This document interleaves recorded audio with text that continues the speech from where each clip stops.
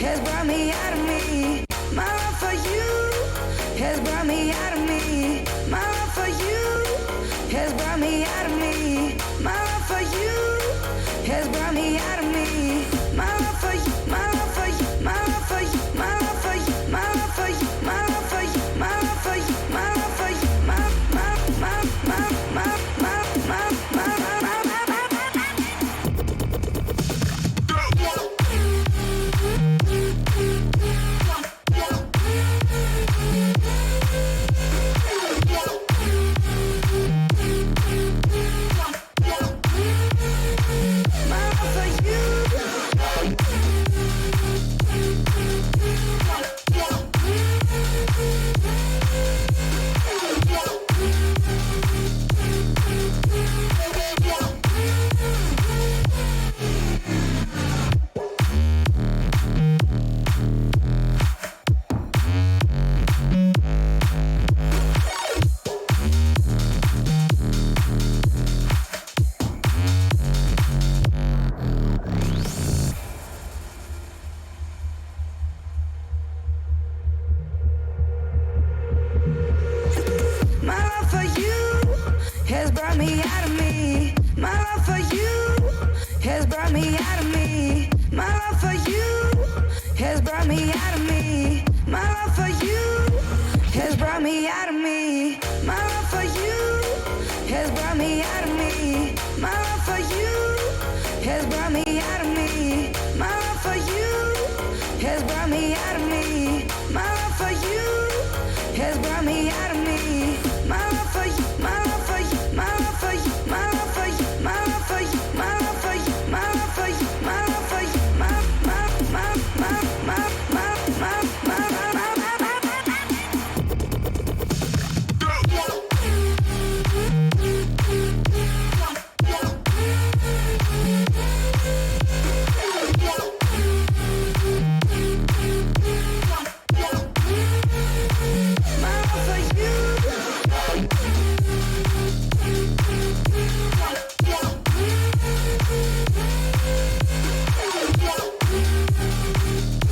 you,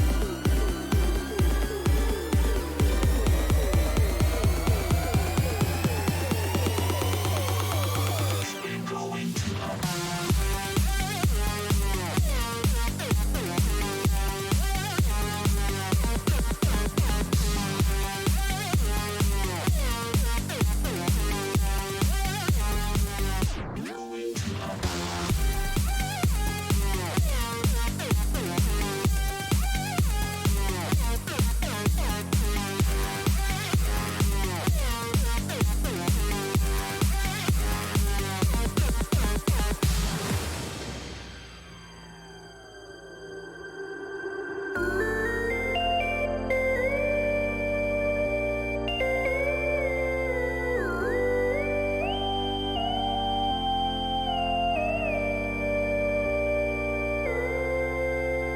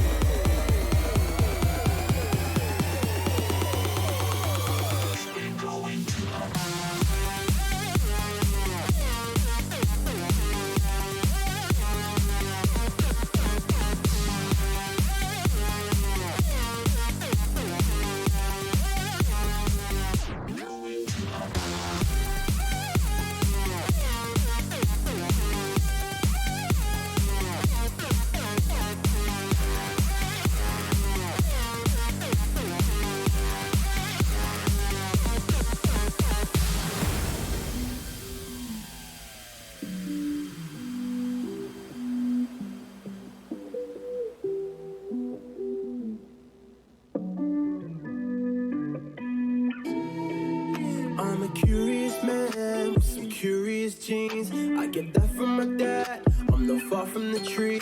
I flow like I'm a butterfly, sting like a beamer. I hate features, done my running around with my head in the clouds, been lost and then found. When they woke up and frowned, tell myself I'm the man. I was right to be left, now I'm back to myself. Who am I to keep on holding you from everything you want? I can see you want to, but you want. Who am I to? Who am I?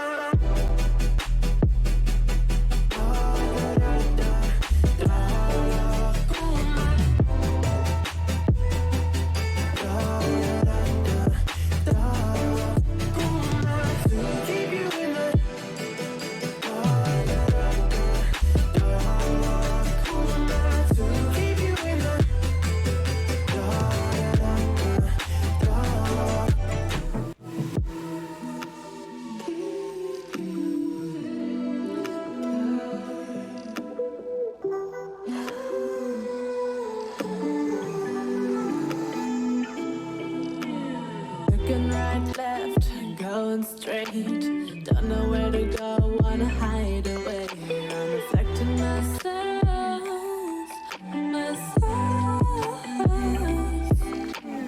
You are no good for me. Somehow, dangerously, am I?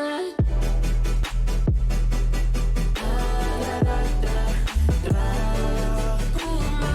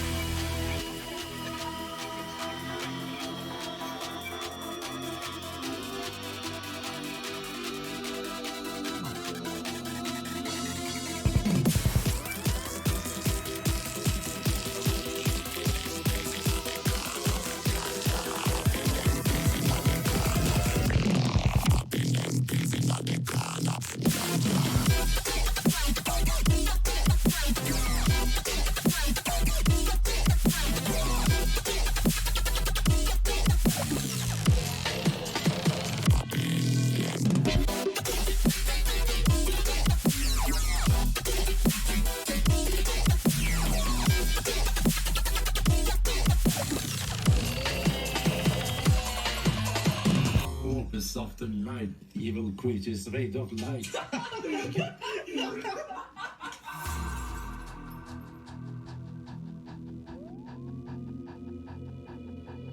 We will discover in the end that our worst foe lies within. Our worst foe lies within.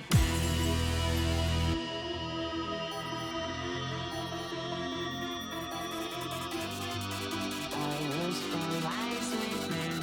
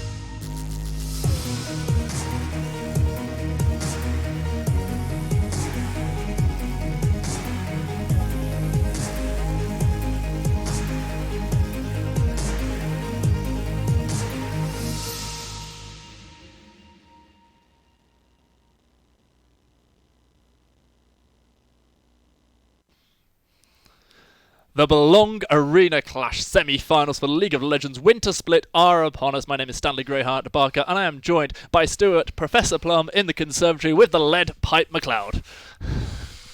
You know we have to share a hotel room tonight, right? I am so doomed. How excited are you for these two semi-finals that we have got? Are you as excited as you are annoyed by my intro? See, I'm plotting right now. See, that's why you're Professor Plum. Professor Plum in the conservatory with a lead pipe. Tell you what, it's not going to be a bloody lead pipe. But it's good to be back. Yeah, we got a good couple series tonight. It is the semi-finals after all. First of all, we're going to be starting off with the Steelers against the Claymores. Steelers, who, of course, ended up second, our runners-up last split, and the Claymores, who just a couple splits ago were our champions. It's going to be an interesting and a matchup that's got a lot of story to it, as the Claymores ended up bringing back a lot of their championship roster to take over, and that championship roster now has the ability to show up and perform a little bit better than we expected them to last time around. So I'm excited to see what they can do. Alright, well, we are going to be getting into the action of those two games very, very shortly. Of course, both of these teams looking to try and get themselves to the final in about a week or so's time, and that is going to mean that they are going to go all the way over to Bristol to get to play in that land final. Now, the Brawlers obviously will be hoping to be the hometown heroes for that, but they've got to take on the Lionhearts first. Yeah, the Lionhearts are the favourites right now. They are the reigning champions, and they have, in their own words, upgraded since then. So the Brawlers, they did surprise last week. They came in with a lot of prep to take down the Harriers. Can they do it again versus the Brawlers? It seems unlikely, but this is a team that can surprise. And then on the other side, you see the Steelers going up against the Claymores, as you so rightly pointed out earlier on. Previous finalists going up against previous champions. They've all two teams of pedigree, but... yeah. The Steelers have all boot camped and they've all tried to rank up. They've all become better in solo queue, but we'll have to see how much that's impacted their play in the Arena Clash tournament, because it seems like every team has been leveling up their game, not just in solo queue, but additional roster changes. There seems to be a lot better communication in some of these top tier teams as well, so I'm excited to see how that shows itself on the Rift. Better in solo queue they may very well be, but I can tell you right now that they've had a friendly caster inting at least a few of their flex games. Yeah, but you know all about that after earlier today. I do. I had two people inting my games earlier today, including myself. So let's have a little look at the rosters coming into our first matchup of the night. We are going to see the T-side Steelers, who are going to be Casanero, Liam, Korn, One More Light, Drazar, and Arc the Dragon. And on the other side, we've got Hoff, Patsy, Arup, Ewan, Terrakio, and Leon. We did actually have to see Ewan get subbed out in the quarterfinals halfway through. They did bring in their sub-jungler, who did play pretty well on the Rek'Sai, but the tail was Arup showing up on the Syndra, as he's been performing more on these mages this split. And we'll see if he does fall back to that again, or if he goes more to the traditional ADCs. Okay, well, we are going to get into pick and ban just as quickly as the players are there. We will bring you the action live for this series. Of course, the second series of the night. It will be on a bit of a delay, but we're going to get to watch that one in its full as well. I'm really hoping for two really close series. Obviously, last week we had one fantastic series as we watched the quarterfinals. We were denied being able to see the second series. I want my full dose of League of Legends tonight. Give me 6 games. I want to see a team show up cleanly. I want to see both teams on top form. I don't want to see shaky 3 games. I want to see two zeros to show that the two best teams made the finals and they are ready to clash head-to-head in Bristol. Two very different perspectives there, and you know what that means. It means that one of the series will be 2 games and one will be 3. Then we each get a little bit of what we want while still being disappointed nonetheless. It's I do definitely want to see though, like teams coming cleanly and look strong here. Well, it is Ewan that's going to be starting again here for the Claymores. One thing I absolutely desperately want to see here at Belong Arena Clash is the first showing of Senna. Senna is a very strong champion right now. She is legal for the first time this week to be played in Arena Clash. Can be played support, can be played AD. I've seen some top lane because you're trading so much that you can farm the stacks very quickly, but it does seem to be best in that support role where you can sit back at long range and land the Q through an ally onto an enemy and just maximize your trading potential that way. Also, you outrange almost every other support in the game. Entirely plausible. Of course, it is a champion that is, in my opinion, strong enough that it merits a ban potentially. However, with so many signature champs for these players who have played against each other before for the most part, there are going to be so many other targeted bans, as we're seeing with the Kai'Sa, which is of course strong, the Gangplank, the Urgot, and the Nunu all banned away. And then the sort of meta pick ban strategies right now have all centered around bot lane early in the draft. And we've seen some of the other teams who did play differently have been have been removed from the tournament so far. We've seen just so many teams that play bot-centric go forward, like we saw last week with the Kingston Harriers up against the Bristol Brawlers. That was an entirely bot lane focused series. It feels like with this Kai'Sa ban that the Xayah ban was almost completely forced out of the T-side Steelers, and there it is! Let's go! Senna in our first game of the night. So what you have to do into Senna, though, is you have to lock in... See, Kate Morg is fine, because Kate Morg can try and keep her at a distance and utilize the lockdown potential of that duo really well, but the issue comes in the fact that Senna outranges Morgana. Senna can outrange Morgana's root for the most part, for most of the game, so it's a real issue to deal with once you get out of lane as well, because Senna just scales so well into the game that you have to punish her early, and it's so hard to punish her when she has all those heals and the huge long-range root. We're not going to get to see the husband-wife pairing of Senna and Lucian. Instead, it is going to be the Jhin picked alongside the Senna, most likely in the bot lane, and the Zoe locked in as well. See, this is classic Arup as well. This is one of his best champions over the years, and his Jhin has been a joy to watch, but Terrakio on the Zoe that we've seen him on before is where I'm excited to see him show up. The Zoe has been a tried and true for him, but this comp already, what are you seeing? It's incredibly pick-based. The Jhin, massive long range on the root, and of course the ultimate as well. Zoe can find picks at such a long range, and Senna has a global ultimate. All of these things come together to say that this is going to be a very strong pick-based composition, and that is why they instantly banned the Skarner away from Ewan, because I was just about to say, that seemed perfect for the setup. I'd like to see a Nocturne, but because Ewan's so much more adept at those tanks, it's probably more the likes of a Zac. Yeah, pre-ultimate rework, maybe the Zac would have been perfect. Yeah. Being able to jump into an already locked down target for days between the Deadly Flourish and of course the Sleepy Trouble Bubble. However, we are now going to get to see just what's coming out of the second half of this draft phase. We've still got two solo laners that need to be picked up by the T-side Steelers unless that Morgana is being flexed. Meanwhile, we're looking for a jungler and most likely a top laner coming out of Clyde. The TF mid into the Zoe will be an interesting one to watch, because TF can go AD, as he has done more often, and try and roam around the map, and within a mobile bot lane, incredibly a mobile bot lane of Jhin Senna, it's going to be very difficult to deal with the TF if he does start to get a lead and is able to start roaming, when you have that much lockdown available already on the bottom side of the map. So you have to be careful that the TF doesn't start to get an early lead, and I do like this Mordekaiser lock-in because it's a top laner that can soak a lot of pressure. Bot lane is mobile, yes, but with that Shroud there is a certain amount of safety. If you see Destiny popped, you've got the chance to try and creep your way out of trouble. Going into this Mordekaiser, which could be flexed between... actually, it's very unlikely. You just said it yourself. It's going to be top lane. Destiny gives True Vision.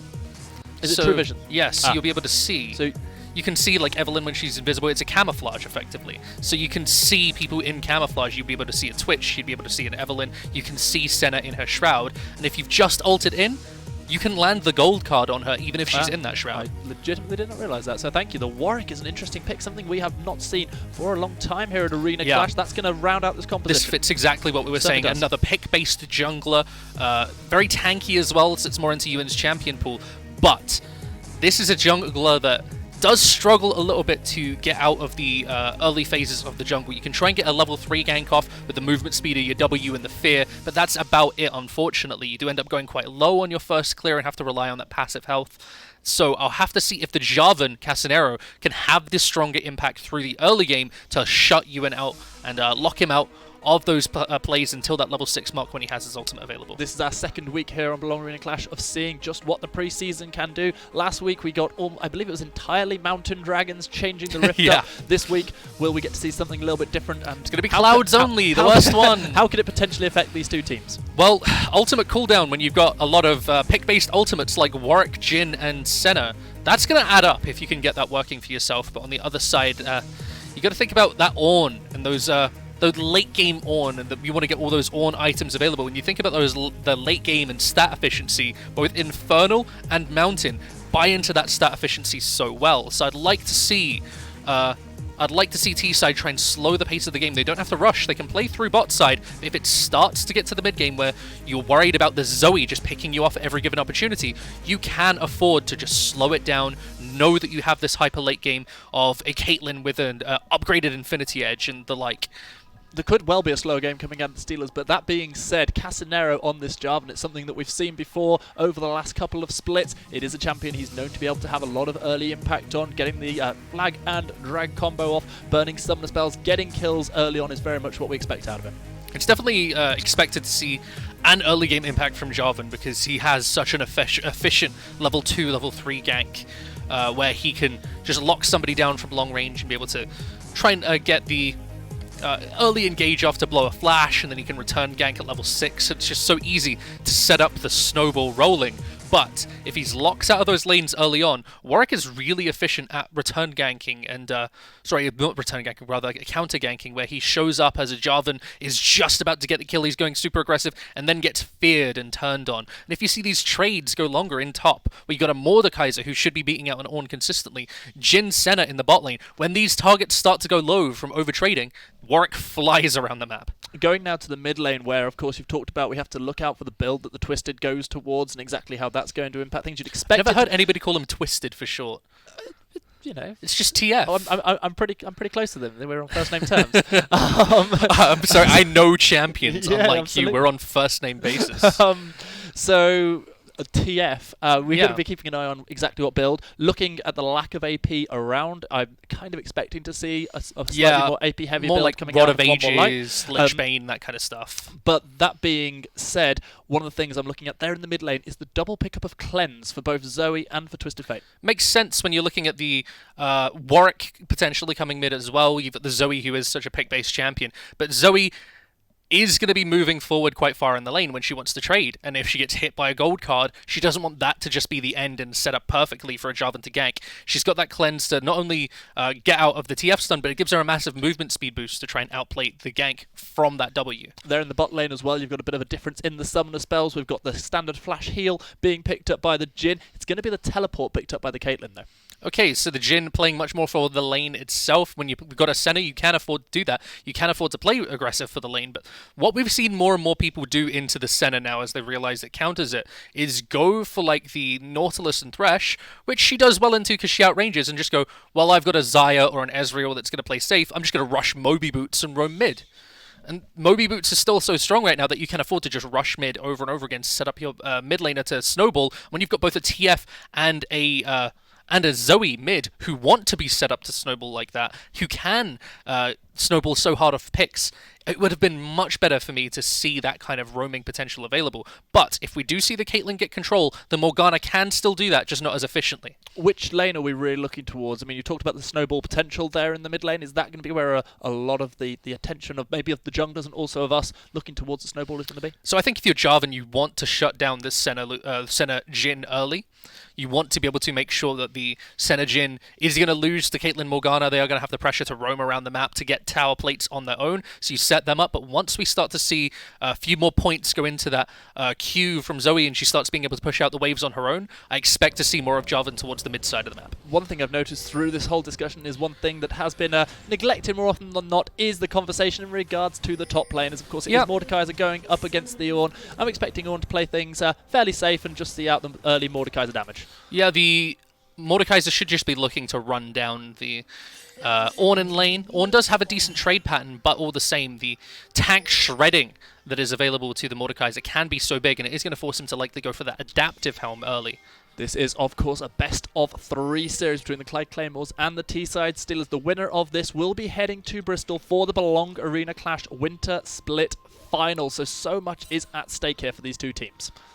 The first dragon of the game is going to be that Ocean Dragon. So the Ocean Drake giving you that healing out of combat. So that's going to help.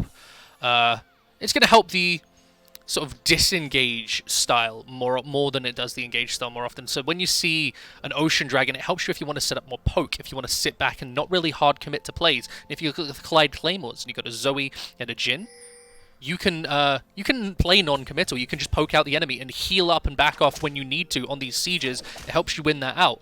And interestingly enough, knowing, of course, that it's not going to be that Ocean Dragon coming up later on with the Soul and with the change of the Rift, it's the only one of the dragons you didn't talk about that would potentially benefit the team. So speaking of how Cloud would be a benefit, I believe it was to the Steelers, and how the other way around, and the Mountain and the Infernal will be a benefit to the Steelers, and the Cloud would be a benefit to the Claymores. Yeah. But we're definitely going to see one of those three things. It definitely is going to be a big change to see which one does impact the game more, because the ability to potentially get 4 dragons to of the same type can be so massive right now. You've seen all the memes of like Cloud Dragon, 4 Cloud Dragons on Lux, and she's got like an 8-second ult cooldown. And she's basically ulting on the same cooldown as her Q. It's ridiculous. Speaking of ridiculous, what do you think about this new champion that Patsy is playing? We saw there the souls starting to be harvested as we see G2 Liam actually stepping forward towards the room. The binding is going to land. That's going to be a headshot coming in. That's going to be first blood secured by the Morgana. We're seeing Patsy trying to get a kill in return, but going to be unable to do so. T-side Steelers looking good early on. And Arup just tanks the binding, unfortunately, and that is going to cost you so much early on. His CS has already been doubled. He's used the heal, and without the TP available, they're going to pressure this bot lane even further. Jarvan's even hovering around here looking for the setup of a dive. There is a huge wave already. Jarvan has used that Oracle's lens, knows exactly what is going on. Meanwhile, Warwick is on the top side of the rift, though. I don't think Jarvan knows that. It is going to be the potential dive coming in as Casanero looks towards Patsy. The binding is going to go wide, but the flag and drag connects. Casanero taking damage. It's going to be a 1-for-1. G2 Liam picks up a kill, but there is one response being picked up for the center. Is a 1-for-1, but it gives the pressure over to this bot lane yet again. Even if the Jarvan goes down there, you know that they're sitting 2v1, able to pressure this Jhin under tower. The wave can't be cleared out, and he just has to sit back and watch this tower shard fall. And crucially, where the first blood was picked up from support this time round, it was the ADC that got the kill for the T-side Steelers. Claymores getting that 1 kill onto their supporters. G2 Liam does take a turret shot, but has already taken away one of those turret plates. So much extra gold, and that's what's led to a near 1,000 gold lead. Here's another one. Misplay from Drazer. Erup almost able to clean up with the deadly flourish, but in the end the damage was not quite enough. G2 Liam and Drazer are sent running for the hills. That was so very close, and look at the damage G2 Liam is taking from these 4 shots from Arup. Arup starting to pressure up this lane now. He did get a nice trading advantage there, but now the 2 men in the top lane are coming in. Looking for the Dragon. He's managed to dash himself out to safety. Hoff getting a lot of damage down early on. Meanwhile, Patsy is now the one zoning off G2 Liam from as much of this CS as possible. So the CS leads are where we expected them. The Zoe doesn't get that wave clear until a little bit later. The Caitlyn Morgana so strong in the first few levels, and of course the Mordekaiser wins out the top lane matchup. So we have to see where the junglers impact more often. We've seen Casanero already get a nice bit of pressure towards the bottom side of the map. If he can keep that up, if he can keep pushing G2 Liam and Drazar ahead, we know they can snowball that lead into the top lane, like on a lane swap before the tower plates fall, and that could be where they look to win out the game. But meanwhile, Drazar is stepping forward. Look at the jungler of the T-side Steelers. He's lurking in the wings. It's going to be a 1-for-1 so far as no, Drazar survives. Just the 1 kill being picked up by Casanero, and we see Drazar able to live on just a sliver of health. Patsy looking for Erup looking for potential deadly flourish, but the damage is not going to come in. Morgana survives again on such little health. And again, Casanero using that early game advantage of the Jarvan to push this in, and the T-side Steelers are keeping up some aggression in the early game. They're already 1.2k in the lead, and they know if they let the game just play out, the mid-game would start to fall apart for them, so they need these early game leads to get going. They need to have some kind of advantage when they hit that mid-game. Otherwise, it was just going to be so rough for them. Now the Caitlyn is going to be so much stronger. She can wave clear out pretty safely at that point. It's going to be a lot harder for them to be engaged on when they are so much stronger. And how big a deal is it as well that both of those situations, first time on the turret and then this one with that gank coming into the bot lane, that Drazar was able to survive on so very little health, both times not giving away any kills. Casanero again here for the kill. Patsy's going to go down to G2 Liam. One more light, trying to dash away. Is going to be able to get away, having already come down. Obviously did not use Destiny because level 6 is not up just yet, but that is another 1-for-0 in favour of the Steelers. They just keep getting the trades in time. And what did we say before? It's all about playing around bot lane. This is the way the game has been more recently. It's just bot lane winning out time and time again. This Caitlyn Morgana, we saw it last week, we've seen it this week. Caitlyn Morgana seems to be the setup that most teams are going for in this preseason, to be able to pressure out the enemy bot lane, to be able to snowball, and the teams are rotating to the bot lane to play around this. We saw yet another Dark Binding landing there from Drazar, and Sleepy Trouble Bubble is going to land onto one more light, who loses 50% of his health from one combo. A nice early start for the E. Trading for the Zoe, but it's still a long way off being relevant enough. We need to see that start to be existential, where you land that combo and suddenly somebody instantly has to base. They can't stand around at all for fear of getting hit by another bubble, and that sieging setup requires an advantage. When they're down this far, it's near impossible to see them getting there. And they are down 2,000 as well. I talked about really wanting to see Senna. I didn't really want to see it at a 1-3 start at 6 minutes, as we see the damage coming in from Terrakio, who has no mana left to continue pressuring this Twisted Fate. Yeah, the TF blew a lot of potions to get up to that HP and instantly goes down to back low again. He's been trying to get back to base. It's just not quite working out for him, but Terrakio is going low. We'll see if he can utilize that to start to push out and just get a good base timing off, because you know he's got a lot of gold in his pocket. He had to rush these Mercury threads, wait till he gets some AP and can push a little bit easier. 7 minutes in, the first dragon has not been touched by either team just yet, so we're not going to see any super early changes to the Rift. Meanwhile, the Herald will be spawning in 30 seconds' time. Now, Seaside Steelers, what is their next goal? We've seen them pressure towards the bot side multiple times. We've seen the Caitlyn Morg get a few kills under their belt, but where does this go from here? You got to think it is the first Rift Herald spawn that is going to dictate that. Once you see Casanero able to rotate towards that, potentially shut down Hoff in the top lane. If they get a Rift Herald and utilize it to break that bot lane tower, Caitlyn Morgana are freed to go up to the top side to roam around and make that many more plays. And if they utilize that lane where they've got the biggest advantage, they can snowball the rest of the map ahead. And already 3 turret plates picked up by T-side Steelers here in the bot lane, so they're that much closer to taking down that turret and being able to roam, as you said. And 2 tower shards is the exact amount, really, that you get from a Rift Herald, ideally now. Used to be you use a Rift Herald and you're probably going to get 3/4 to 4/5 of the HP. Now that there's the earlier spawning, easier to take Rift Heralds that can spawn twice, they generally get 2 to 2.5 plates at most if you use them at the right time. Warwick is coming down to the bottom half of the map, looking for a potential gank, but immediately T-side Steelers spotting out what is going on, able to just completely separate themselves away from this potential gank from Ewan, who still hasn't had level 6, does not have infinite dress available. Cataclysm, meanwhile, is available for Casanero. Oh, they're going to try and collapse on him here. Both TF and Jarvan nearby. He has to flash the wall. That is exactly what he does, but the flash, the Cataclysm, and Casanero is here for the party. Deadly Flourish will land onto Casanero, and he now might be in a little bit of trouble himself. Flag and drags back over the wall, straight into the Sleepy Trouble bubble, and that's going to be a kill being picked up by Jin. A 1-for-1 so far, and it's a bit of a deadly trade going on in the bot lane as Ornn joins the fight as well. It throws the fall of the Forge God down. Meanwhile, Terrakio chasing down one more light who is under turret, but Terrakio doesn't have very much mana, not able to continue that chase, not able to pick up the kill. Deadly Flourish going to land onto G2 Liam, who's trying to do all the damage that he can as well. Ornn is backing off, trying to get himself back up to the top lane. In the end, it's just the 1 kill for each team, but so much more could have happened. Yeah, T-side Steelers committed so much to that to get that 1 kill, and they lose their lane advantage in the mid lane as well. So giving the Zoe the assist, giving the kill over to Arup as well, definitely adding up, and that is a big play to get the Clyde Claymores at least a little bit back in it. Double buffs on Arup. We'll see if you can utilize them to try and win out a trade in this bot lane, because it has been so difficult, especially when you look at Patsy, still level 5, and now Ewan only just hit level 6. I would not be surprised at all to see Casanero coming back down towards this bot lane. Now this dragon has been started up. Remember, much lower health on the first 2 dragons these days. The vision is cleared out. Casanero is going to be able to secure this one pretty easily for his team unless something goes horrifically wrong, and that is indeed going to be Ocean secured with Infernal spawning second. Yeah, and the trade is for that Rift Herald, where you see Ewan already making the move towards. He needed to deny that. We said that the Rift Herald is so much important to the T-side Steelers because they need to break open that bot lane tower to utilize this bot lane on the rest of the map. By getting the Rift Herald and denying that, they can potentially set up a snowball elsewhere. Maybe look to utilize Hoff's lane advantage to turn this around. Yet again, Binding connecting onto Arup, who has been hit by so very many of these shots. Ace in the hole is fired. Patsy blocks this one off, but now both Arup and Patsy down below 50% health, and they're in a little danger again. Casanero, however, not hovering around the bottom half of the map, and there's no Destiny available for a fair few seconds. They're just getting hit by every binding, unfortunately, and it's just fortunate for the T-side Steelers that they've been able to consistently land binding after binding, because it's just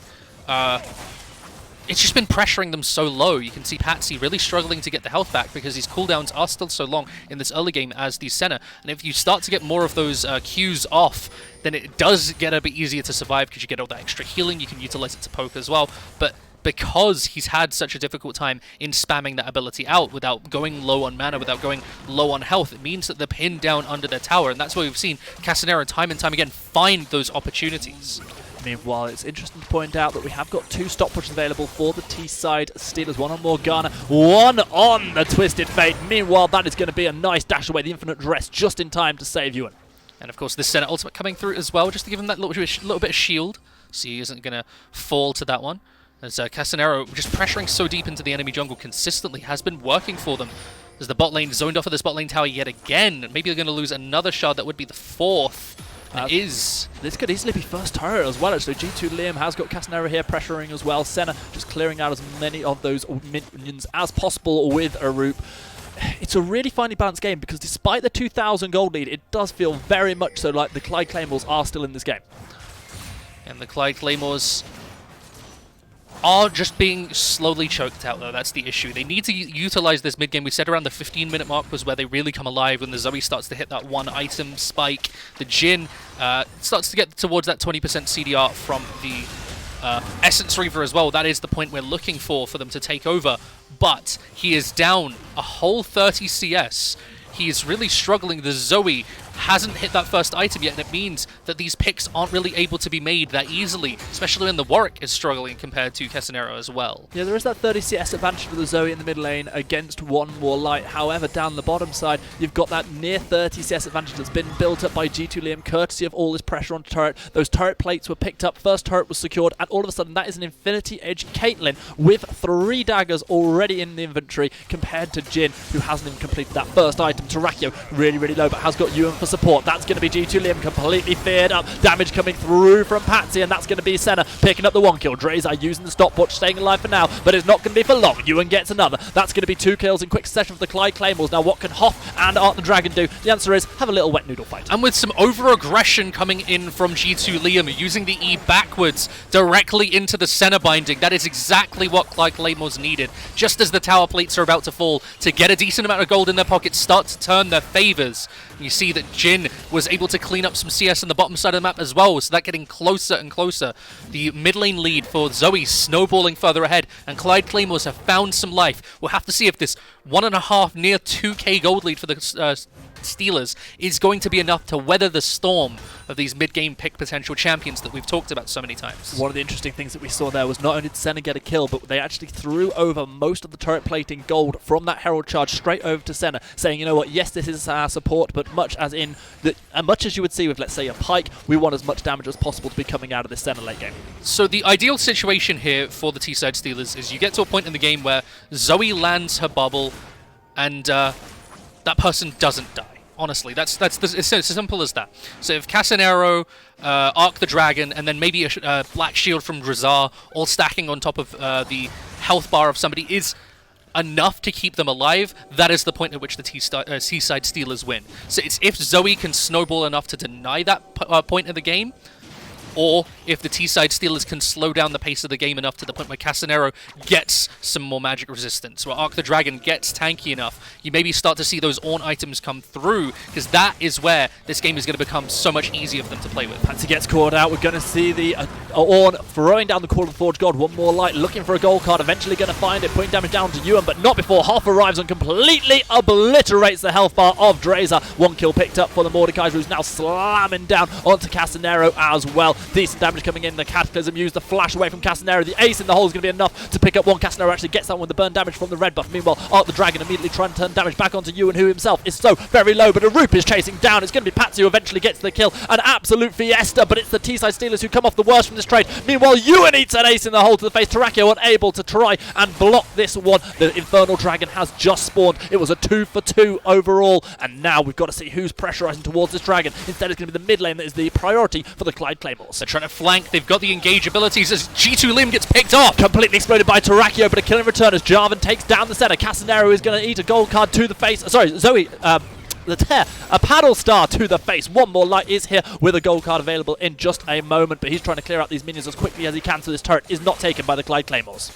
And you see there that the Zoe is showing up now. She's 2-0-4. Is hitting a point in this game where she can consistently pick up 2 or 3 picks on the backside. Looking for another one here, but the Black Shield isn't available. Drazar goes solo. This is exactly what you were talking about. Terrakio now in a position where he can almost one-shot people, and suddenly we're going to have to see the tax being paid. Maybe we're going to see some Quicksilver Sashes coming in, as we do see Arup and the rest of the Clyde Claymores picking up this Infernal Dragon. And you know, with 5% more AP and AD, that might be the damage that Terrakio needs to be able to get the one-shot potential off. And now the Mountain Dragon arises. The Rift is changing, and T-side Steelers, they need to play around these Mountain Dragons, because getting that out-of-combat shield to deny the pick potential, essentially give them that little bit more of a health pool, will be so big at turning the game around and denying the pick comp that the Clyde Claymores are going for. It's one of the 2 dragons that you yourself were saying in pre-game would be so great for the T-side Steelers. They'll be glad to see that one, and they're going to need to secure it if they're going to make it work for them. Meanwhile, Hop gets the pull onto One More Light, who's trying to find himself a gold card, is eventually going to get it, but has already lost 50% of his health, and another big slam of that mace is going to mean that One More Light immediately trying to step away to safety. Meanwhile, the second Herald has spawned. Casanero and G2 Liam trying to pick this one off. Ewan is waiting in the wings, perhaps with the smite available, but I don't think they're going to be able to contest. T-side Steelers securing the second Herald of the game.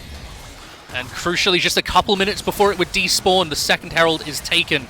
We'll have to see if they can utilize this to break open the outer mid lane tower, but oh! Sleepy Trouble Bubbles put down, but there is the Black Shield, allowing G2 Liam to step to safety, throwing the ace in the hole down as retaliation. And Zoe is getting scary. This Black Shield is enough to dissuade her just a little bit, but it's not going to be for too long, because she is going to be landing those E's so often as G2 Liam almost gets hit by the second paddle star there, which would have been enough to finish him. What an incredible buy we've seen Terrakio have on the last recall. Before, I believe it was just the Blasting Wand and the Amplifying Tome. There's essentially a full Luden's been picked up. G2 Liam needs to change up his build here. He's gone for the Rapid Fire. Instead, he should have gone for the Phantom Dance into Storm Razor and then picked up a QSS. Yep. Exactly, so you get the earlier game. Ooh, Casanero trying to pick off Terrakio. G2 Liam has got the damage, trying to go onto Terrakio, who so far is staying alive with the shield from the center. It is instead going to be Casanero who dies. Terrakio now on a killing spree, but the kills are coming in return. The shutdown going over to Caitlyn, as we do see One More Light picking up a kill as well. Call the Forge God, not going to knock up anyone this time, but One More Light still chasing along. Drazar looking for another kill, trying to find another pick, but it's not going to happen this time. Still 2 kills to 1 for the Steelers. They'll be happy with that. Yeah, Terrakio getting caught out and engaged on as Ewan gives his life to trade 2 for 1. So the Zoe does pick up another kill for herself, but all the same, the other kills going the other way onto the Caitlyn, who is getting so terrifying as she goes in aggressive again. This is going to be G2 Liam once more, almost being caught out, but Patsy losing a full health bar in response.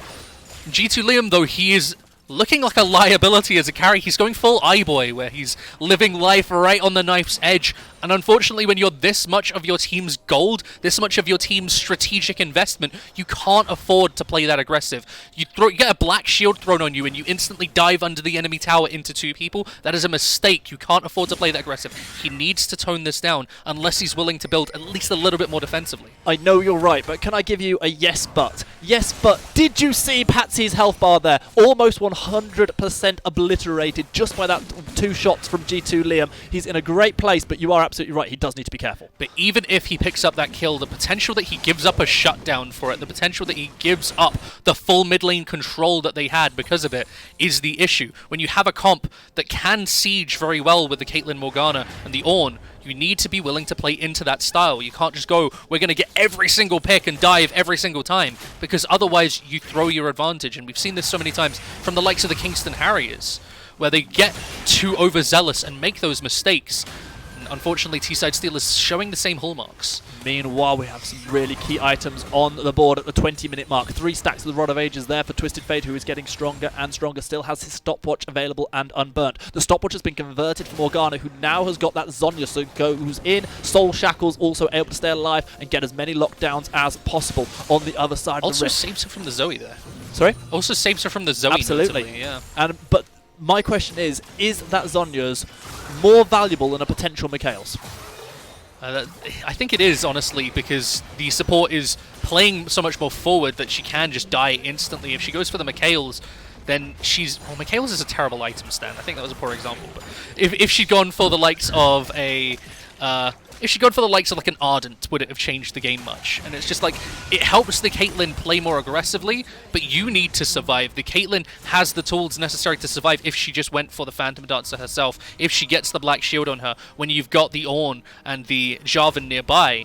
But the problem is, you are getting picked off so often. We saw in the previous fight that she went so low to a Sleepy Trouble Bubble. She's having to use the E so often on other people that she doesn't have the cooldown available for herself. So having the Zhonya's lets her play a little bit more on the edge with the Caitlyn. As we see this third dragon about to spawn, it is that mountain dragon, of course, which is so crucial. We do see Jarvan summoning the Herald. This is going to continue pushing down towards mid lane. So right now it is a game of choices for the Clyde Claymores. The choice they've made is to catch out Casanero. Gets the Black Shield on top of him, however, and is not going to die. Now we see Claymores having to turn their attention towards this Herald. This could easily open up another dragon for the T-side Steelers.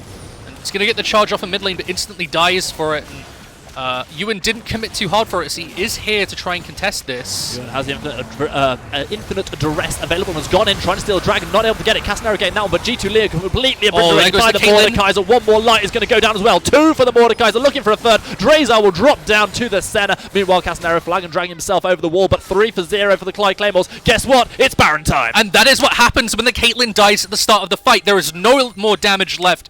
Everybody dies, everybody's split, and nothing is available to keep them alive. Clyde Claymores, they pick up the win on that fight, and they're going to pick up the Baron off the back of it. Most likely, Casanero has to pull off the Miracle Steal. He has Flash, of course, the Flag and Drag could get him in there. Smite is available, so this is all going to get very tense in just a couple of moments' time. Already, the Baron down to round about half health. The control ward put outside, so they're going to know where the Jarvan is. Oh, he gets caught out by nice the Sleepy bubble. Trouble Bubble. The damage is good, and this could be the Baron being secured. It's down below the 5,000 health mark. That control ward going to get swept out, and now Casanero, you've got to do this blind. He's going to do it at all. He's dashing himself out. They have to burn it. He's still got the flash available. Will he go in? He's going for it. He's looking for the steal. He's not going to get it. Instead, he's going to get deaded. That's Jin with a kill. That's the Warwick getting the Baron. 5 buffs for the Clyde Claymores. Now what can Drazar and the rest of his team do? The answer is very little. They're going to try and shove it up mid and try and get some kind of pressure onto the map, but unfortunately for them, they have lost out everywhere else as the Baron goes on all 5 members of the Clyde Claymores, and that comes off of the back of, let's talk about this again, the fight at the Dragon. They commit all 5 members into the Dragon Pit. Clyde Claymores, they get rid of that Rift Herald and instantly collapse onto the fight. Warwick goes in, but he doesn't overcommit and risk his life in doing so. He's just in the back of the pit as the rest of his team engage. They time it so perfectly. They go in together, not at all disjointed, and that is why they clean up the fight, because the Caitlyn is removed instantaneously by Hoth. And speaking of together, that's exactly what the Clyde Claymores are right now. The 4 men strong pushing down the mid lane. Meanwhile, Mordekaiser getting the split push on the bottom half of the map. T-side Steelers find themselves in a little bit of a tricky place, having had the gold lead for so much of the game. They're now down 3 kills, they're now down 2,000 gold, and they're playing from behind.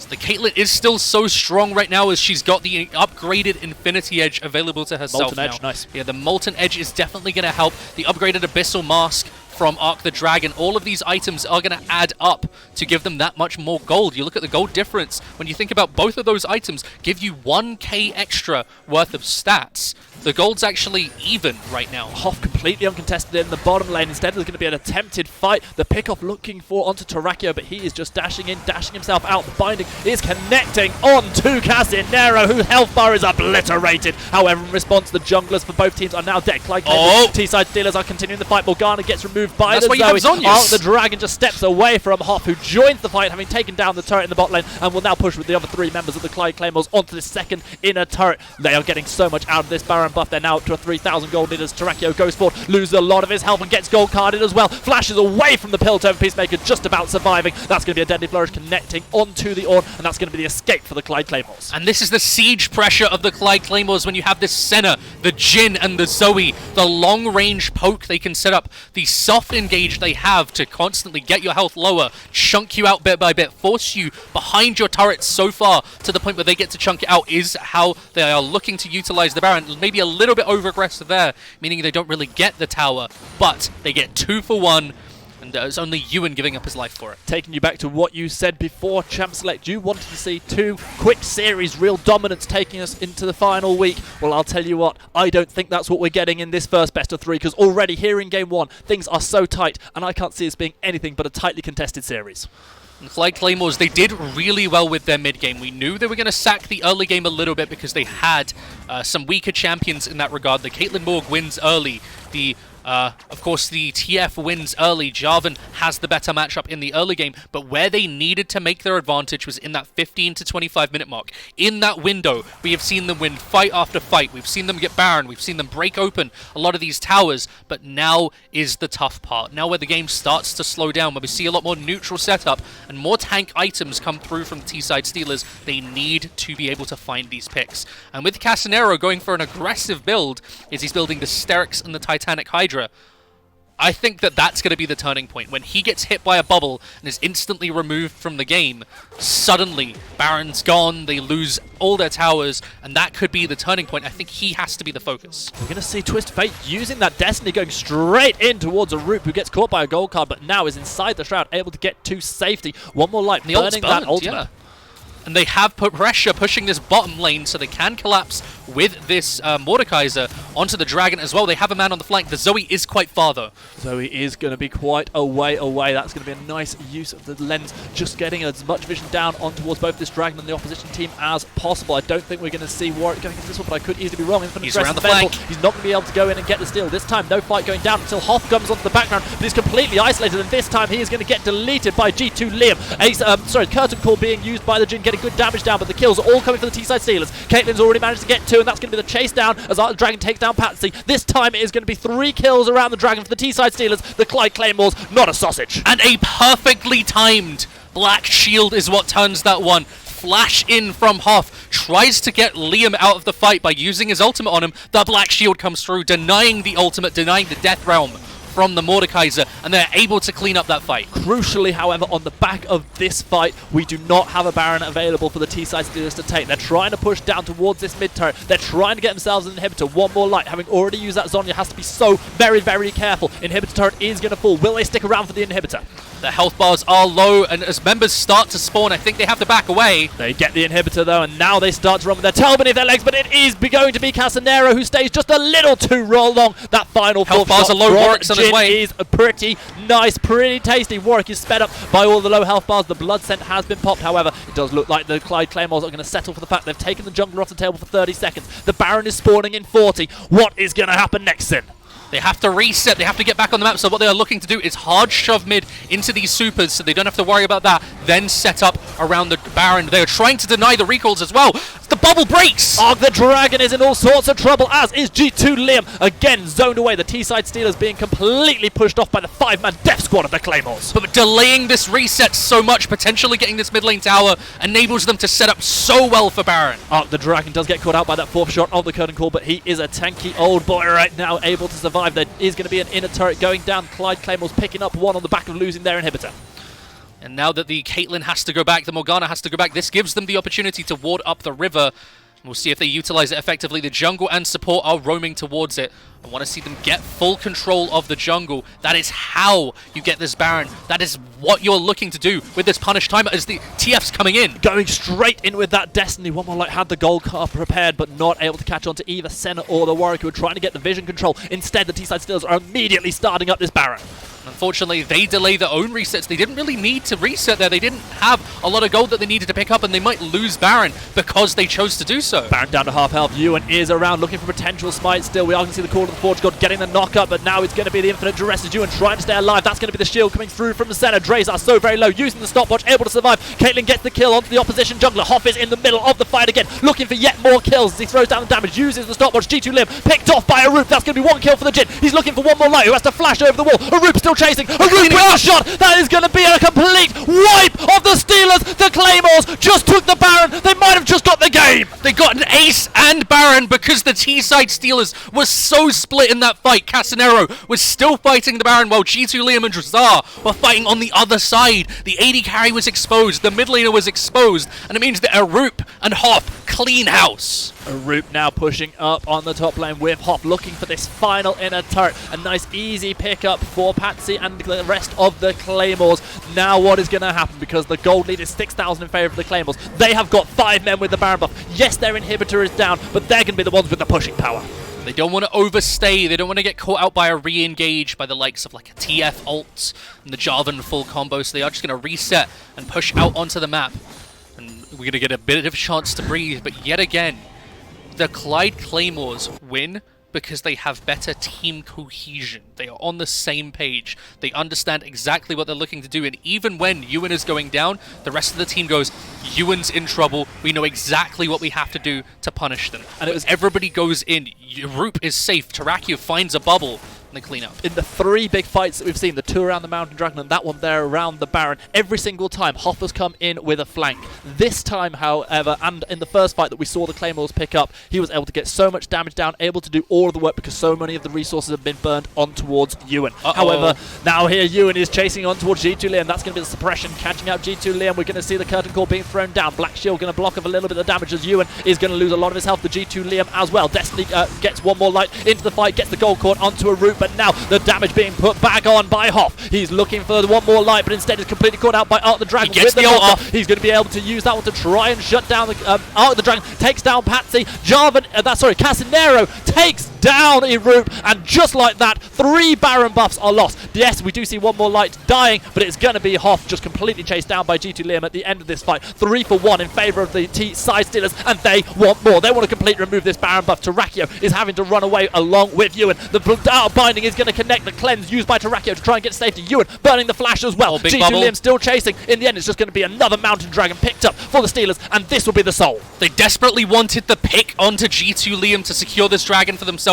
Instead, he uses the cleanse, is able to kite back enough. The rest of the team collapses and they turn it to get the dragon on their own. They don't lose all of the Baron buffs. They still have 2 and they can still siege effectively. But a huge fight picked up for the T-side Steelers off of over-aggression from the Clyde Claymores. This is what we talked about when the pick doesn't kill, when they're just able to survive it with their resources, and it was the QSS as the key resource here that enabled them to do so. And you were literally just talking about that as Ewan went for that slightly greedy chase onto G2 Liam, and as you said, the QSS coming off big. You told me a McHale's was a bad item. Well, it's still here anyway.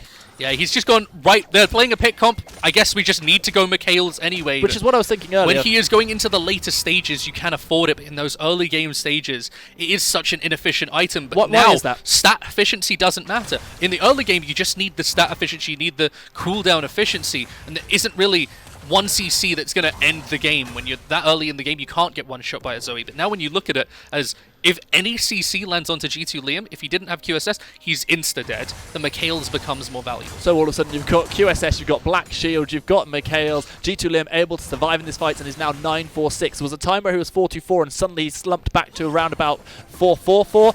Now he is 9-4-6, looking good in these fights, picking off all the targets he wants to.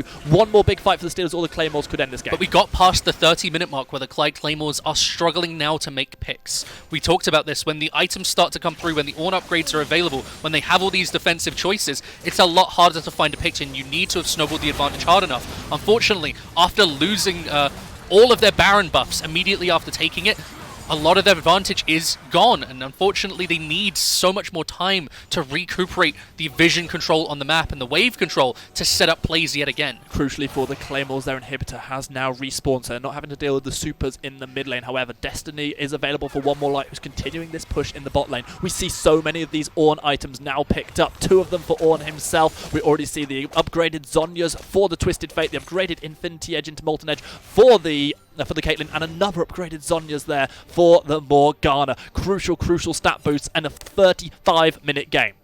We'll have to see what the what Castanero is going to get upgraded, as that's going to be the last upgrade available. But this is essentially, when you look at it, 2,000 free gold for the Ornn, and 1,000 free gold for each of the mid, bot, and support. So 5,000 total gold worth of stats available from this Ornn passive. You can see the value adding up, and in the late game, it means that this gold lead from the Clyde Claymores is insignificant. We talked about it's gotten to a point where the T-side Steelers are going to find it so much easier to survive these plays because of all this effective stats. Yeah, had a little opportunity there to look at the gold leads. The most significant one, interestingly, because it's one of the matchups we've talked about the least, is Hoff over Arc the Dragon. Not entirely surprising when you see that CS advantage and the kills that Hoff's been able to pick up. However, the question is, what can he do? Because I've talked about it before. When his flanks have worked, it's been a one fight for the Claymores. When he's been picked off, the Steelers have come up trumps. Can they get the peel for G2 Liam? The Death Realm, am I right in saying it can be cleansed by a quick Silver Sash? It can be cleansed, yes, from the QSS, so you able to get away from that. Unfortunately, TF doesn't have that available to himself, so he has been going for one more light more often to remove him from the fight, give him all those stat boosts to be able to then turn it. That's going to be Cataclysm landing onto Patsy, and immediately the Senna is put down low, and with the Call of the Forge God coming through, Art the Dragon's able to pick that one. The Curtain Call is thrown down, good damage being put down. Hoff is right in the middle of this fight. The Sleepy Trouble Bubble is going to connect onto Casanero, and Hoff is just ripping through the health bars of one more light, and now it's going to be Drazar stepping forward, able to use those Soul Shackles effectively. Hoff flashing after one more light, trying to get the kill, but unable to do so, courtesy of the Zhonya's, courtesy of the gold card. Meanwhile, Hop goes golden himself, but it's too late to save him. Drazar manages to pick up the kill on the back of the fight. It was the only, Patsy as well. 2 kills picked up by the T-side Steelers. The Baron is available. Here we go again. Ewan now has to pull something out of the bag, and unfortunately he's not even going to try. He's going to go back to the base, and T-side Steelers, you have to say, it looks like they've outscaled this game. They survived the storm that was the mid-game of the Clyde Claymores. They found the point in the game where they have the Jarvan engage, where he just doesn't die on the backside of it. He's not being picked off. They're not allowing this neutral game to ever go into the Clyde Claymores' favor because of the vision they're keeping up. There isn't a point where they're face-checking, where they're walking in and potentially getting hit by a Zoe bubble because they don't know where the enemy team are. They have them tracked at all times. They have the waves pushed deep enough, and they are clearing so much vision around the map that it's near impossible for the Clyde Claymores to set up these picks without having to put themselves at risk, and that's why we see the engage from Casanera, from Arc the Dragon, turning it. And it's interesting to see there what happened with Hoff as he went in for that one, because as you yourself said, he was looking for one more light. Now, one more light not only did not actually manage to kill him off, but also one more light, he's only 1-3 and 10. I mean, he's had a solid game, you know, very few deaths, he's got a lot of damage, I'm sure. But the fact is, he's not G2 Liam, who's there shredding through the health bars, and he wasn't even able to kill off one more light, so things definitely not looking good for the Claymores. The Baron now secured by the Steelers, who have got this onto all 5 members of their team. Another Dragon will be spawning in a couple of moments' time. It will be the first Elder of the game. One more light's job has now just become survive the Death Realm for long enough that the Mordekaiser doesn't pick up all those free stats from getting the kill, and that is a job he's doing amicably. He's not getting picked off, he's not risking his own life time and time again, and is now at a point in the game where he's actually pretty hard to deal with. He's got all these items stacking up, and he's so tanky now with this Mountain Soul and all the Mountain Dragons that have added up for the T-side Steelers. It's hard to stop. Hoff looking for G2 Liam, but himself is caught out by Casanero, who's going to put the Cataclysm down straight away. The Zhonya's going to be used by Hoff as he tries to get the burn damage, but that's an immediate kill for G2 Liam. Meanwhile, the push is going on the top side from Twisted Fate, who's already taken one, is now looking towards the second. That's going to be a catch onto the Ornat. The Dragon Look put how little damage he's taking, but he is so tanky. He is eventually going to go down, but not before the Elder Dragon is secured by the T-side Steelers. And this has to be the end of the game for me. T-side Steelers utilizing this Elder Drake, which is now so strong since the changes to just end the game in this 4v4 situation. They still have all of their carries available, and Ornn bought them so much time. 2,000 is the golden lead for the T-side Steelers. Add to that the extra 5,000 gold in stats that you were talking about from the Ornn passive, and just like that, a 7,000 gold lead for the T-side Steelers, who have the Baron buff, who have now got the Elder Dragon onto most of their team as well. G2 Liam is just stepping forward and obliterating targets. Patsy doesn't even have a chance to land the Ulto. Now G2 Liam has taken away a big chunk of Arup's health. He has to use the heal. Tarakio not even able to land the Sleepy Trouble Bubble. 2 inhibitors have already fallen. Now the pressure from the Steelers as they look to end the game. That's going to be Arup getting exploded by G2 Liam. It is 12, 4 and 8. Game number 1 is going to go over to the T-side Steelers. Hoff doing everything he can, but both Nexus turrets have fallen. Damage is good. The game is over. T-side Steelers are 1 game away from playing the final in Bristol. And they want another opportunity to face London in the finals. They want their rematch. And they have 1 more game that they have to take down the Clyde Claymores in to do so. Really fascinating game there. It ebbed, it flowed. A really strong start from the Steelers, getting the early advantages. Back into the game came the Claymores, who were almost back to their old selves that we saw a couple of finals ago when they went up. I believe it was in the last Winter Split final, so exactly a year ago, up against the Pirates, where they they did incredibly to reverse sweep the existing champions back then. They were back to a semblance of themselves for a big part of that game. But then, as you said, the outscale from the T-side Steelers was what eventually swung the tide in their favour. Because of the lack of an early game the composition had, and a jungler that really couldn't contribute to the game through the early phases, it meant that they weren't able to deny that early game enough, so the mid game became so much harder to execute. Rather than snowballing a lead in the mid game, which they would just want to do innately, initially they had to just come back from the deficit, and then they could start to build the lead, and that meant they were slowed down enough for the Caitlyn to get to the late game, for the Ornn items to come online, and they outscaled hard. So I have to give a lot of credit to the T-side Steelers, a lot of tenacity that came through when we saw the Zoe start to get strong.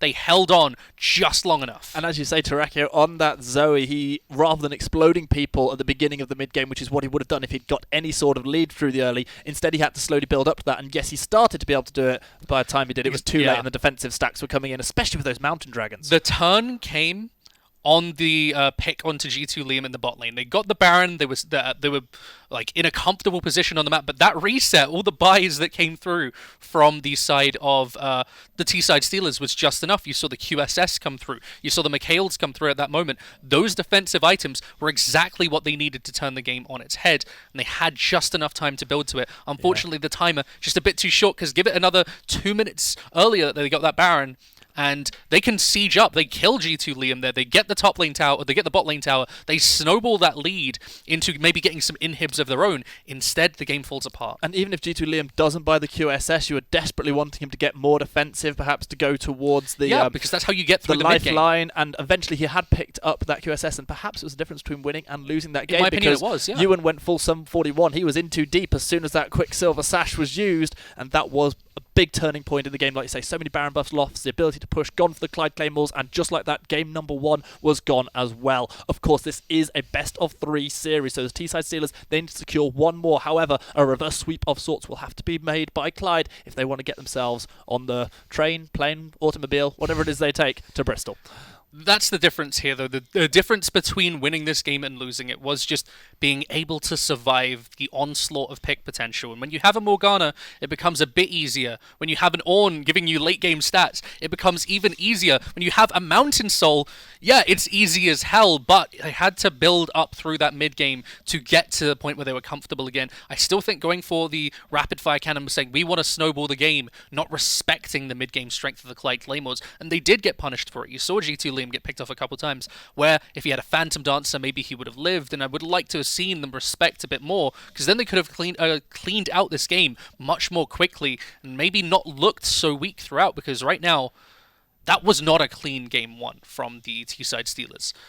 They need to look cleaner than that if they're looking to take down the London Lionhearts, who they lost to clean sweep last time in the finals. So that is still a potential matchup that we could have. Of course, the Lionhearts themselves are in action later on this evening. We'll be watching their entire best-of-3 series up against the Bristol Brawlers, the very much so the underdogs looking to try and get themselves to their hometown arena. Just going back to that game very, very quickly, and you know me, I'm quite happy to flame you fairly often, especially on the Rift. But you flame everyone on the Rift, Stan. You're so toxic.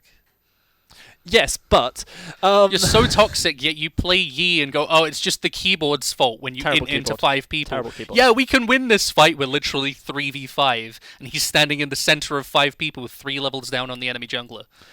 In my defense, anyway, so what I was going to say was, all credit to you, one of your most insightful comments, this entire split in my eyes, were the comments you made about the Mountain Dragon and how that could really play off to help the T-side Steelers in that last game. And you saw it, as soon as the soul was collected, that Malphite shield that was there, it meant that even if they did get caught out by a Sleepy Troll bubble or a little bit of damage from maybe the Jhin or the Senna, all of a sudden that shield actually negated so much of it, and they were so damn tanky by the end of it. The extra tankiness from the percentage armor and magic resistance definitely helped.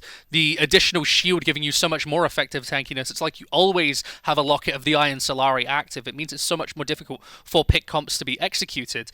And the Mountain Dragon seems to be the hard counter, really, to pick comps. So coming into the next pick and ban phase, what do you expect to see? Is there going to be some sort of pivot? Are we going to see champions banned away? What I want to see in the next pick and ban phase is the dragon whose soul will be available to be shown during Champion Select, because then you can actually draft around it. I've been saying this for a while, to be honest, and I feel like it's too much RNG. You can literally just show the soul, and you don't know what the first 2 dragons are going to be. No, you just know what the third onwards. I think that's a very good update that they could add, and very good change. I've wanted it ever since I heard about preseason. All the same, in this next game, we have to see a bit more early game come through.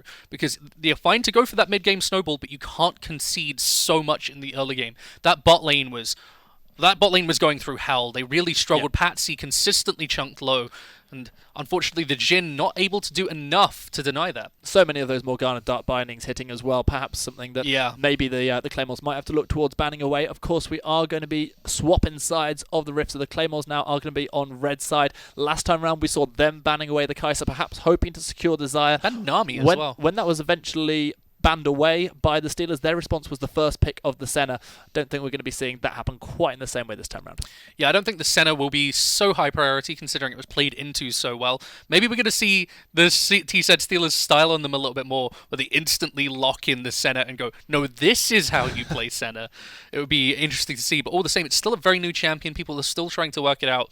And that game, well, it clearly didn't work for them. So we need to see how it's adapted to if the Senna is picked up at all in the next game, and what we really see taken into it. Because, like we say, I had my own idea of how to play into Senna. They had their own. They go, just keep her at a distance, keep her at arm's length, and we can win out the lane by poking them.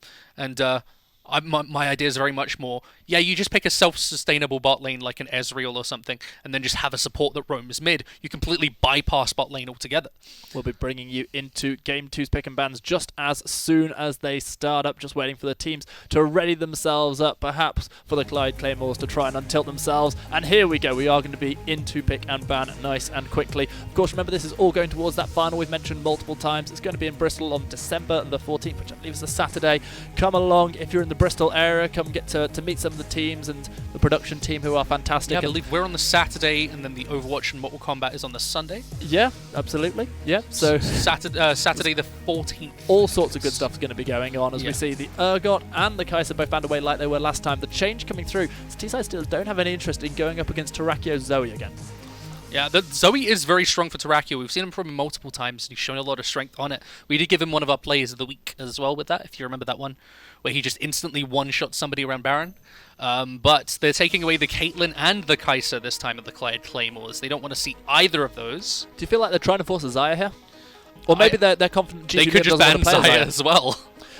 I think that the way they were playing out last time, I think they feel like G2 Liam's not going to play the Xayah, and that they're going to get it themselves if it's not banned away, which it is not. The Nunu taken off the table. No one wants to see... Oh, interesting. Coconut Slam coming in place of Ewan. Yeah, this happened last week as well. We saw Ewan have a rough first couple games, and then they subbed in Coconut Slam. He did play the Rek'Sai that time around. We'll see how this changes, because Ewan was one of the original 5 members of the team, and he has been there for a long time. Coconut Slam, can he fit into that setup? And the Clyde Claymores, they banned 3 ADCs. So we are going to see Casanero's Jarvan secured for the second game in a row. Clyde Claymores now get their choice. They, of course, still have something like the Senna available that they first picked last time round. They can pair it with the ADC of their choice. Okay, are we going to see the Jinx for Baruch? That's the dream here.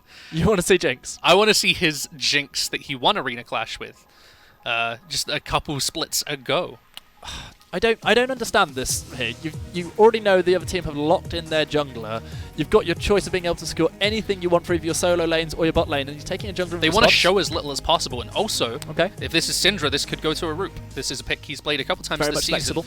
And so this is a flexible pick between Terrakio and Arup, and it's very good in both lanes. It's very hard to counter, and you can see very easily if they're trying to counter you in either of those lanes. So the Claymores basically saying, we are not showing you any of your hands, you're going to have to show us yours with his next 2 picks. T-Side Steelers going to have to lock something in. Will it be their bot lane like we saw on the last draft phase, or are we going to see some solo laners like this Orianna picked up for one more light?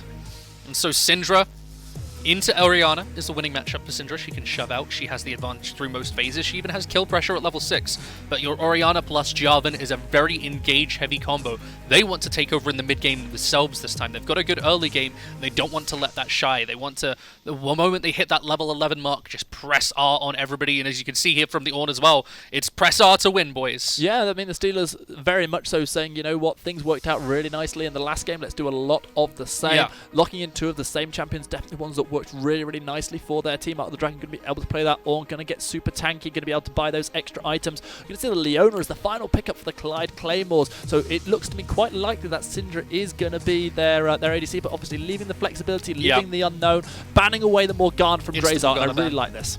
Yeah, the Morgana taken away so you can play that pick-based bot lane again is definitely the setup they want to go for. As Hell, you see, ban another ADC.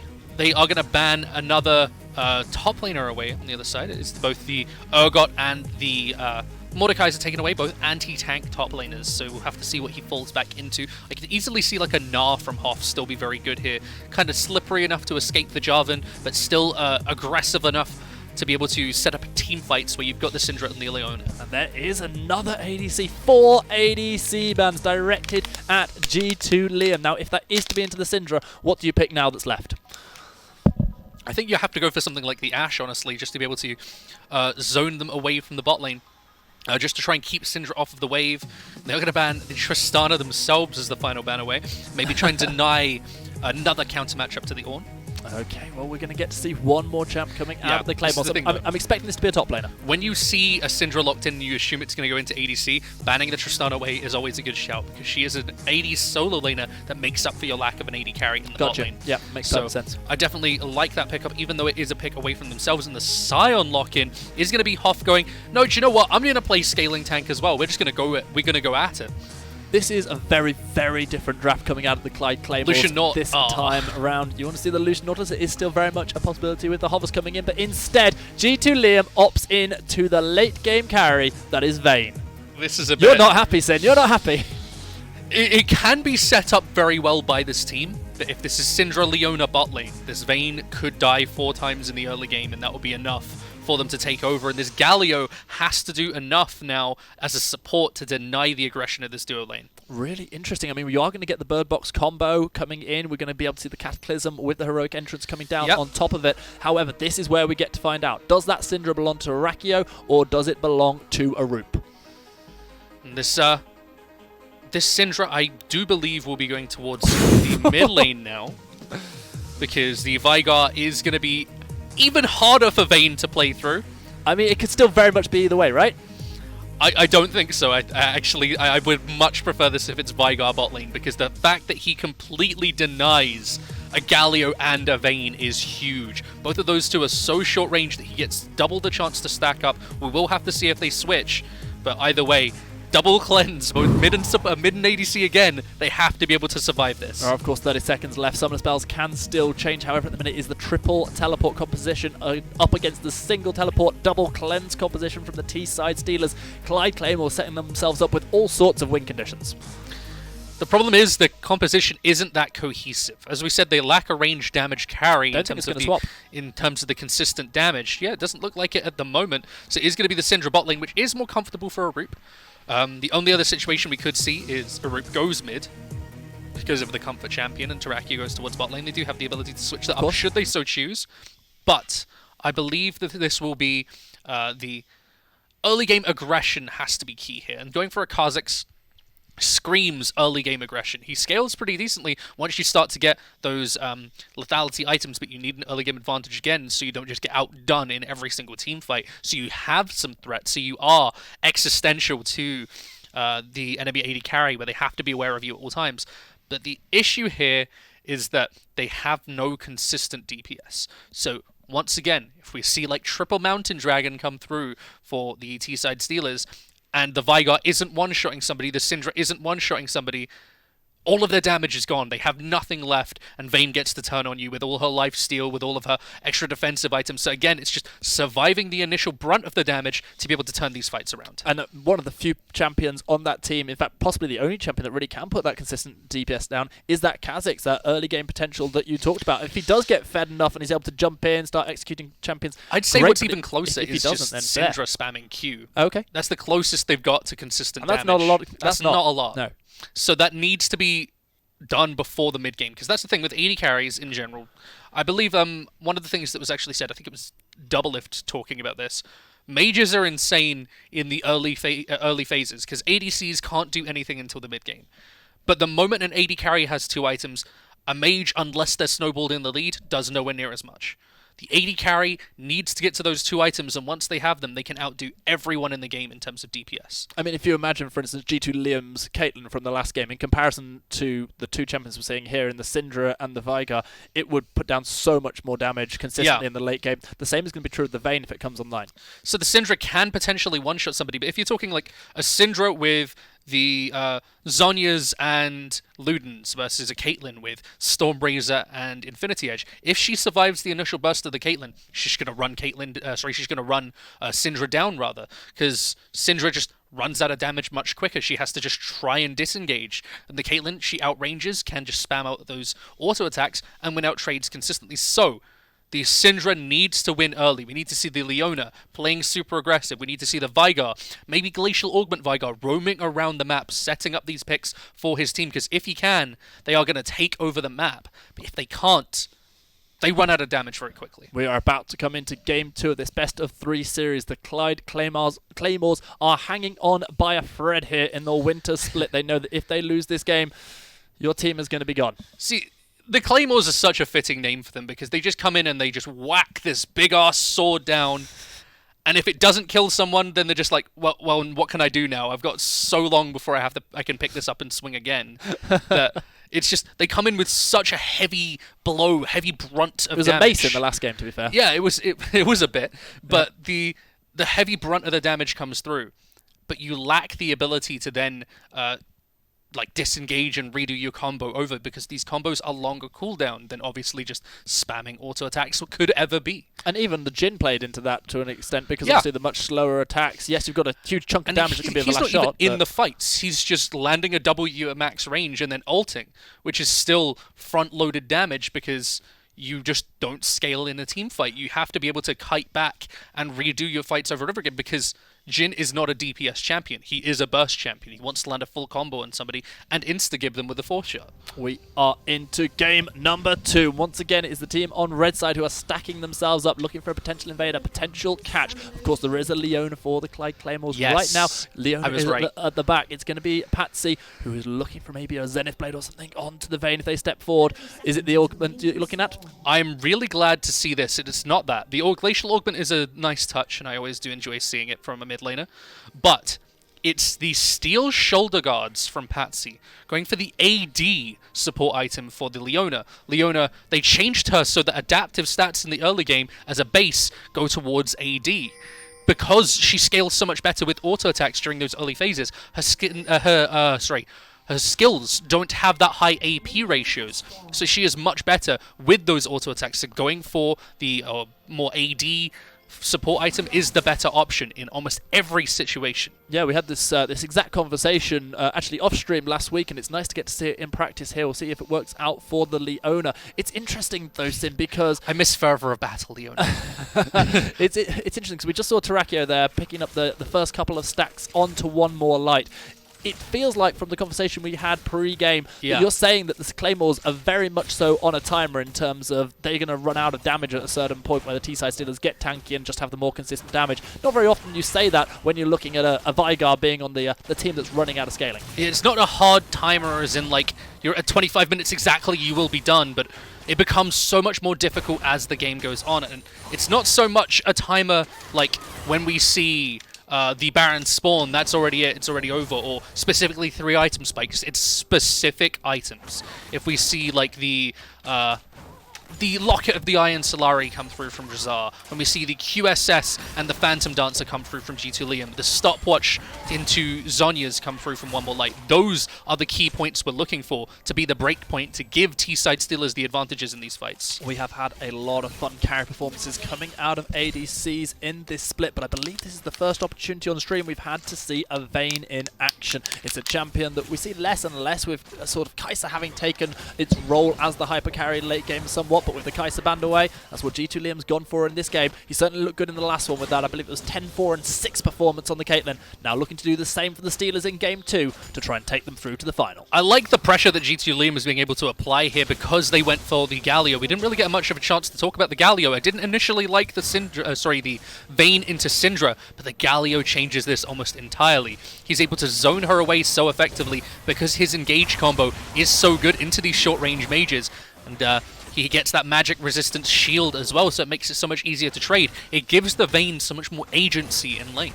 I completely agree with you, especially with that magic resist shield Oh, that coming was through cheeky. from the Galio. However, one of the bans I really like coming out of the Claymores was seeing that Morgana taken away, because denying that from Drazar not only removes one of his comfort picks, but also prevents the Black Shield from being able to negate some of the damage from the Unleashed Power or Primordial Burst. Sorry, I'm just going to talk about it. Arcus Dragon, the little Q, the Q spawns the little bit of terrain for the Ornn that knocked Hoff out of his Q animation, so the slam didn't come down from the Scion, and he actually lost a couple minions for it. It was a really good play. The Dragon really showing good proficiency on this Ornn, a commanding performance last time as Casanero does a little drive-by through mid.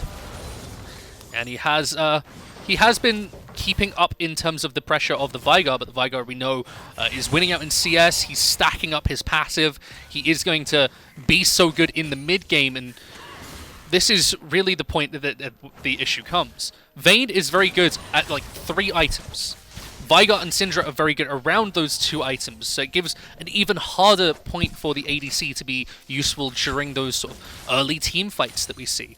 Because we talked about like Caitlyn versus Syndra at 2 items being slightly Caitlyn favored. This time it's even more favored towards the Syndra and the Veigar once we get to that phase, so the Vayne needs to utilize this advantage effectively. We saw there one more light getting caught out by the Event Horizon of Terrakio's Veigar. However, Terrakio with such low mana wasn't able to turn around and put any damage down. One more light getting the better of the poke in the mid lane so far. Meanwhile, CS advantage is being built up for both Arc the Dragon and G2 Liam against their opposition.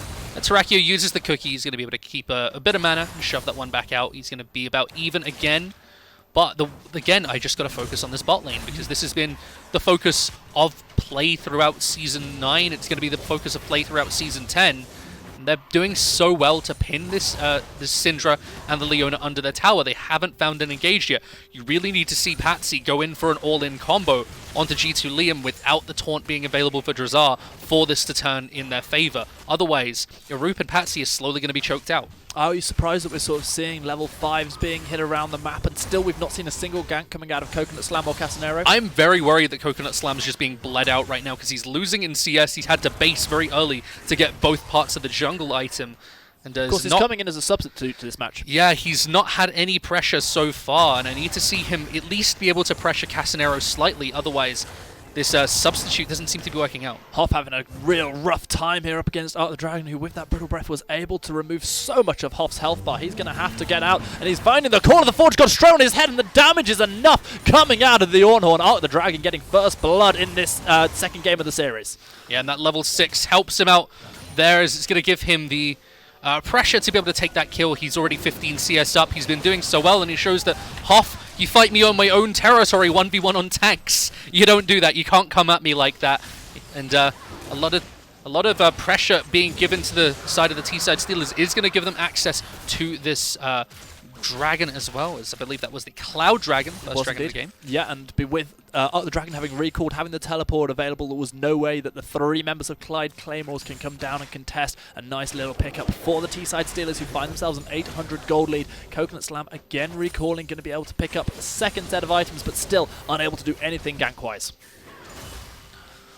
Now the pressure from the T-side Steelers is amounting, because we talked about how the Syndra and the Leona needed to be utilized in the early game. Without an early game jungler again, and with the top laner that you know is bleeding out, Terrakio has more pressure on him to have to roam towards the bot lane very soon and turn this one. Otherwise, T-side Steelers look like they're going to take game 2 and go all the way to the finals. Definitely looking good for them so far. However, going back to the last game, T-side Steelers had the early game advantage, much as they do now, but the Claymores came back in a big way. They weren't able to convert those chances in the end, but they did have a very solid mid-game. They need to do the same again, as we do see the flash forward from Terrakio, getting the flash out of one more light. And the Scion ult towards mid lane as well means he's going to fall even further behind in CS. They committed so much to try and turn it. We said it needed to be Terrakio going towards bot instead. They thought it was Hoff coming towards mid, and it's cost them yet again. This is definitely a rough time to be the Clyde Claymores. Hoff does still have the flash available, but he's now missing his teleport, missing his ultimate as well. Getting a good chunk of damage down onto Arc the Dragon is going to keep him safe up for now. Of course, does have that that grasp available to him. This is they're just stacking there up it is. their There's your permanent first gank. Oh. Yeah, he just walked in and threw W. That's a solid Sin level gank there. You just walk in, sap a little bit of XP, land 1 W on your opponent and leave. Still better than anything Greyheart did earlier on. Oh, definitely, yeah. Having played top lane in that game, yes, it was. Hey, you didn't get your Rumble. I wasn't able to visit as much. Yeah, but the one time you did visit, you just died solo and gave my top laner double buffs. That was a close fight, okay? Meanwhile, this could be a close fight as well, as we're going to see the taunt landing onto Leona. Scatter the Weak is straight onto nice G2 Liam, who cleanse. uses the cleanse, but is going to find the Unleashed Power straight down onto G2 Liam, who is sent down beneath turret, has got the Condemn straight Nice into the wall. Condemn. Patsy flashing forward, trying to get the kill with the Ignite. Is going to be able to do so, but gives over a kill to the Galio in response. It's a portal combat, and both of them getting themselves a kill. Syndra left alive in the end. Jarvan coming down towards the bot lane, not going to be able to get there in time to clean up a Roop. Yeah, and Casanero not going to be able to change this one, as I was thinking it was slightly favoured towards a Root because he managed to get some control and managed to maybe shove this wave into the tower if he so chooses. Instead, is going to base as he sees Casanero nearby and try and let the wave bounce into him.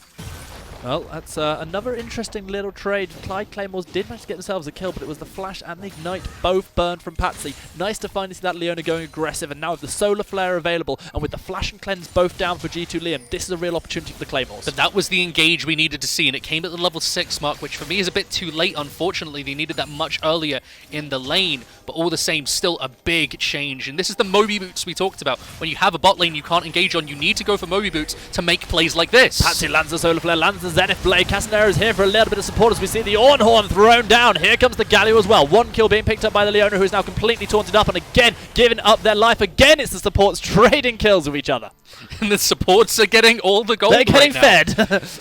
And unfortunately for Leona, she may have started AD, but she's not going to finish AD. Has to build full tank from here on out. Isn't going to change much. But like we talked about earlier with Drazar, if he gets towards like the Locket of the Iron Solari potentially, maybe like the Zeeks as well, or the Knight's Vow, all these items that can make G2 Liam that much more powerful, stop him from getting picked off in these fights, completely changes the fortunes for the T-side Steelers against the expectations. So now, you can't keep giving gold to T-side and trading even because you accelerate the game, and accelerating the game against a hyper-scaling AD carry is always going to lead to your demise. Yeah, this isn't even trading even. Another objective secured by the T-side Steelers, completely free of charge. Getting that Herald, that one's going to be onto Casanero, who's able to use it to pick up whatever turret plating he wants. So now we have to look at where's the spike for the Clyde Claymores that allows them to get back into this. And for me, it's a 2-item Terrakio. You look at like the... Exactly what I was thinking. You think about the Super Soaker on top of the Spooky Ghosts, that's going to be enough for you to be able to set up some picks for the Syndra, set up the Leona, who's got those Moby Boots like we saw to roam around and make those plays. Like that last one we saw was very close, but if they were able to close that gap a little bit quicker, Patsy wouldn't have been picked off on the backside. You can see the idea for the Claymores coming through, but once again, it's all about can they snowball the game enough? And with a deficit already, it's a similar situation to last game, where first, before they can start to build their own advantage, they have to negate their opponents. T-side Steelers looking to clear out as much vision as they can around this second dragon just as it spawns. It's going to be an Ocean Dragon, which means we're seeing Infernal or Mountain Dragon coming in this game. T-side Steelers have lost a couple of turret plates to Hop up in the top lane. He does not have teleport available. Arc the Dragon does. This could be so tightly contested. I do believe the T-side Steelers have got all the push pressure. However, Terrakio coming in and cancels catching it. the vertical is going to be able to find Casanero. Coconut Slam picks up one kill. Court of the Forge God arriving just a little bit too late. Coconut Slam, however, who tried to get some damage on towards the dragon and was almost caught out, has to flash himself away. Drazar now looking for a catch onto Hop, who's been taunted up, and that's going to be another kill coming in. Now, what can the Undead General do? The answer is not very much, but the Scatter of the Weak was good from Syndra, getting one kill in response. Arc the Dragon is going to be able to step safely away from the onslaught of the dead Hop. But a really, really, really tight fight again, and the Coconut Slam is looking for more. He still wants to secure this dragon. Casanero, only just having come back to life, I believe, is trying to get himself straight back towards the dragon as we see this teleport straight into the mid lane from Terrakio. And what a huge turnaround that fight was for the T-side Steelers. Just as it looked like Casanero was about to go down, just as it looked like he was about to fall, they turned the engage with a huge shockwave into the Ornhorn to lock down those two members that were right in the front. Those two squishy members get 2 kills for themselves, and now the Clyde Claymores are struggling, even though they look like the ones to get the jump in the first place. G2 Liam losing a lot of his health, having to burn the cleanse again just from that Scatter of the Weak from Arup. Meanwhile, this is good pressure being put down by Arup, who's looking to get more turret plates. Still a minute left on those turret plates. Second dragon was not taken by anybody, and the bottom half of the map is still a point of focus for both teams. And now this first item spike at 101 for Arup. needs to be where he starts to turn his favors, because you can see the Liam's starting to have less of an impact. And like we talked about, unlike a Caitlyn, who has so much more early game strength, the Vayne needs to get to that sort of 3 item point. So at 1 item, she doesn't have the damage to solo kill a Roop, and if she tries, she's going to get shoved back, stunned, and fully turned on. So I need to see the team start to either play around G2 Liam more, or try and find a way to get him in a lane where he's getting solo experience without being contested. Castanero on the top half of the map, but I don't think he was spotted out by that control ward that we can see near to Arc the Dragon's turret. We see the Clyde Claymores looking to start up this dragon, but they have been spotted out. Galio is going to be able to join the fray whenever he wants to, but Java not coming towards this dragon, and that's going to be an Ocean Dragon secured free of charge for the Clyde Claymores as they equalize the dragons at 1 apiece. Now that Rift Herald being used mid, though, with no members there, they are going to get a couple shards for themselves. 4 seconds on the changes charge. to Mountain again. Oh, there we go. We are going to see the turret plates going down in favour of One More Light and Castanero just as those turret plates were falling off. A nice little gold boom puts them back in the lead by 700. Okay, so 4 Arena Clash games, 4 Mountain Rifts. I think Dom's rigging this. He just really likes mountains, okay? This is a really good situation, though, for the T-side Steelers. Like we talked about, when you're against a pick comp, if you can get all these mounted dragons, you can get all those extra tank stats onto the Jarvan, onto the even the Galio and the Ornn. Just makes so much more. It makes so much more sense for you to be able to get those extra tank stats to survive the onslaught of burst damage from the Clyde Claymores, because like we said, once that burst combo's done, they lack the follow-up. If you can then turn it like we saw in that previous fight, they used all the burst damage onto Castanero, but then they turned it with the shockwave, with the Ornn ultimate. That is where you can win out these fights. Here comes the unstoppable onslaught, not quite connecting onto the Arc the Dragon. However, he has been slow as he tries to dash away. Coconut is coming along, but he's going to arrive too late despite having used the Void Assault. Really well played there by Arc the Dragon to dodge out from that gank. Dodges initially the ultimate from the Scion, then ease out the way of the Q, so finds a perfect way to escape 3 people walking into the top side, which is going to give One More Light a big chunk onto this mid lane tower. Definitely looking good for the T-side Steelers. They've got themselves a gold lead, and they're actually stepping better into the mid game than they did even last time, securing the first turret for themselves. The Scatter of the Weak lands onto both targets. Look at G2 Liam's health just getting popped off by that Luden's Echo Syndra. Yes, that is the training potential that you have, but now he's sitting 2v1. They don't really have the ability to play towards bot side, and once again, they don't have an early game jungler. So often when you see like a Syndra Leona, you've got like a Jarvan or even an Olaf to pair it with. Even a Rek'Sai, just somebody who can capitalize on that massive setup potential for ganks.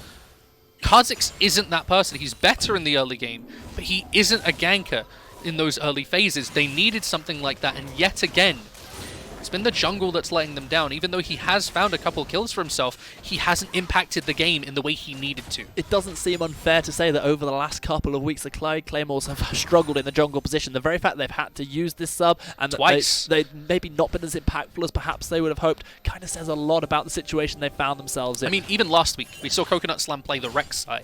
I'd much rather have seen that this game, because Coconut Slam has not really going to have anywhere near as much impact on a Kha'Zix. And they first rotationed this Kha'Zix. They were confident that this Kha'Zix was going to have an impact on the game. Instead, right now, the only impact it's having is it's giving Castanero free reign to set up these plays. Meanwhile, we do see Leona is very, very close to being able to pick up that Knight's Vow. Still feels like a huge amount of the engaged potential that comes through from the Clyde Claymores does come on the back of nice Leona plays, so we need to see Patsy being able to get involved even more so, as this second herald of the game is going to go over once more to the T-side Steelers. They're taking so many of these objectives freely. Yeah, all the Rift Heralds going over to the T-side Steelers, one of the Dragons as well. And they need to try and capitalize by getting this tower, because they already lost the first tower in the top lane. They need something to get the Syndra out of the bottom side of the map. Eventually they are able to take that turret, but my word, it took a long time. And now the Rift Herald being utilized towards the top side of the map. They need to quickly collapse. No TPs available. It is just Hoff and Coconut Slam. Turret will get immediately broken down by this Herald charge. Coconut Slam looking for a bit of a return, but instead will just try to clear out the Herald. And before it does, Coconut Slam finds himself completely collapsed on. That's going to be the shockwave. That's going to be a dead Coconut Slam, as One More Light does what he does best on this Orianna. But the really nice event horizon from Dyrachyo is going to catch out multiple members. One More Light able to flash himself to safety. Hoff now the one in danger. Taunt is going to land onto Dyrachyo, who flashes himself. And a actually obliterates Casanero, and now he's got a Roop for company. Scan of the Week going to land on the Drazar, and he gets a second kill. A Roop is doing absolute work. Hoff is still alive, so is Terrakio. He's living by an absolute prayer. Patsy getting the kill for one more light, and the Clyde Claymores have just turned this around. Your hometown team looking good. A Roop is going to live as well. Hoff is surviving. Everyone's alive for the Claymores. Everyone's dead for the Steelers. What a turn!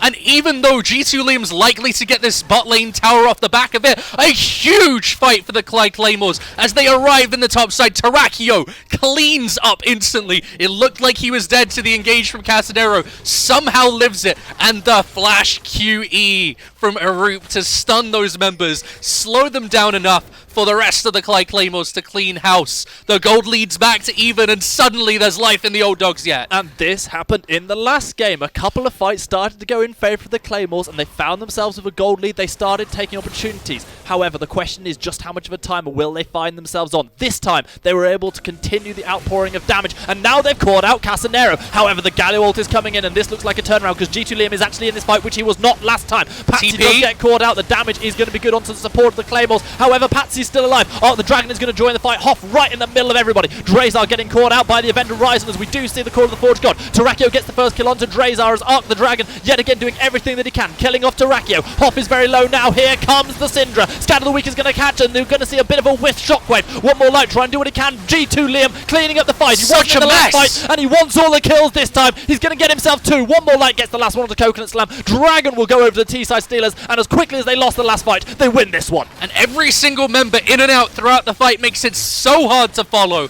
but it is the T-side Steelers who get more value throughout. Big Shockwave, big Ornn ultimate, big Galio ultimate, and everything adds up. Every single member had their moment in that fight, and that is what allows them to clean that one up. And as I was about to say moments before, there was no way in hell that the Clyde Claymores should have been able to win that fight in the top side of the map. And they were still in a disadvantage when it came to the 5v5. And just as we think that for even a second, T-side Steelers prove it. They get the Mountain Dragon.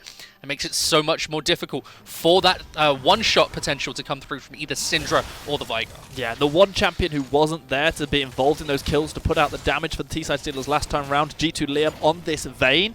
This time he was there. This time he gets a double kill. Now we're looking at Blade at the Rune King, Rage Blade Vayne in the eyes and saying, you want a late game carry? I'll give you a late game carry. It's still so stupid to me that she has to build Rage Blade to be a viable champion, even though she has 0 AP ratios. Oh, Scat of the Week not quite connecting there onto Drazar or Casanero. That is going to be the vision secured around the Baron for a couple of moments. Hoff looking for potential catch here. Is going to force the flash out of Drazar. G2 Liam already scuttling himself away, but Patsy's coming around the back. He's looking for G2 Liam already. A stun is going to land. Solar Flare dashed away from by the tumble. Patsy completely caught out. G2 Liam getting a third kill of the game. Event Horizon catching up multiple people, as is the Scat of the Week. G2 Liam putting down the damage from the side. Gets a double kill. Shockwave is going to connect, and now we're going to see a complete cleanup for the T-side Steelers. Triple kill for the Vayne. Looking for the potential Quadra. G2 Liam is so very low, but gets the Quadra. He's going to get the pentakill. This is going to be G2 Liam's game to shine.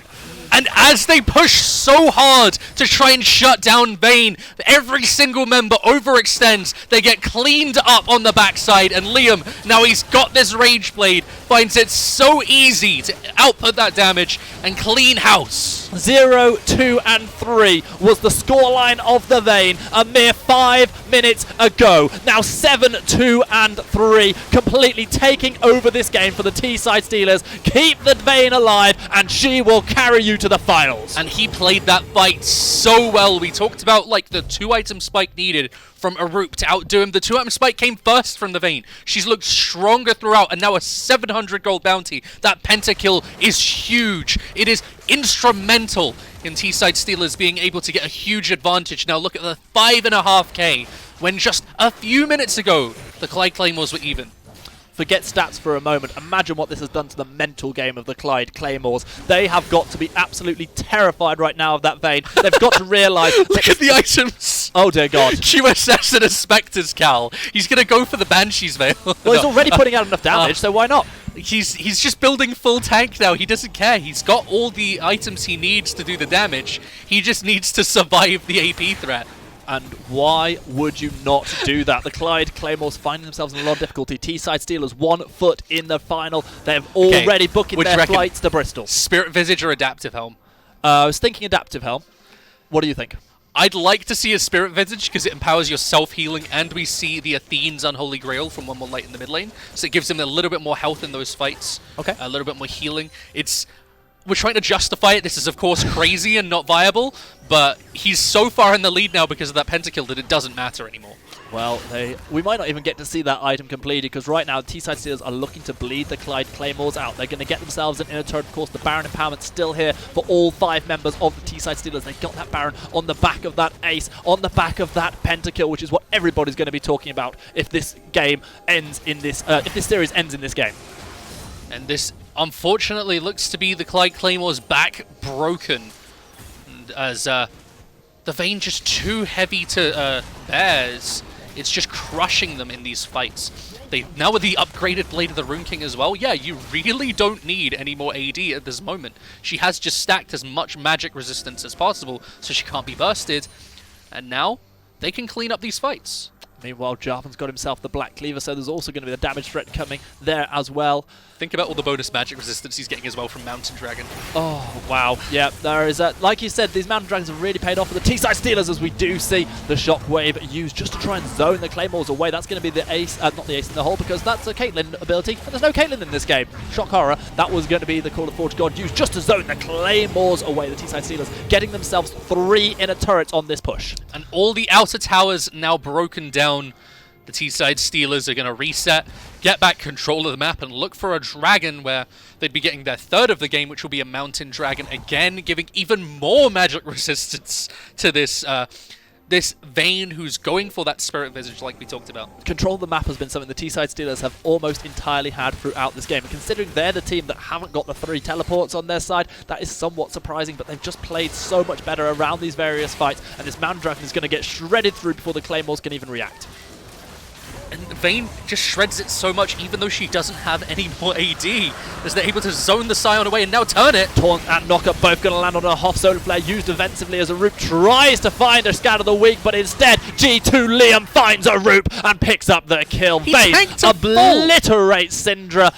And he tanked a full unleashed power to the face and it did a quarter of his health. We're going to see Arc the Dragon just turn things around straight over to Patsy. He's got the Galio ult on top of him as well. Arc the Dragon is not scared of anyone, and neither is G2 Liam. Obviously not going to walk into that event. Horizon Castanero using the Cataclysm, forcing the flash out of Terrakia. And instantly avoid Staff Bolt from a Roop. That is the right idea. You need that because he has got so much magic resistance. You need to be able to deal something to him. You need to remove him or the true damage is going to be enough. Baron's worn off for the T-side Steelers, so their push might not be that hard, but they still want to end the game right here, right now. Call of the Forge God landing multiple knockups. That's going to be the taunt. And now we're going to see G2 Lim getting the kill. That's going to be 1 kill for Arc the Dragon as well. Both Vigar and Kha'Zix removed from the fray. Arc the Dragon zoning off the remaining 3 members of the Clyde Claymores as the inhibitor is left in ruins by the T-side Steelers. A nice scan of the week, but an even nicer use of the Orianna ultimate to get to. G2 Liam's going to pick up 1 kill, another 1 more light, and this could easily be the series right here.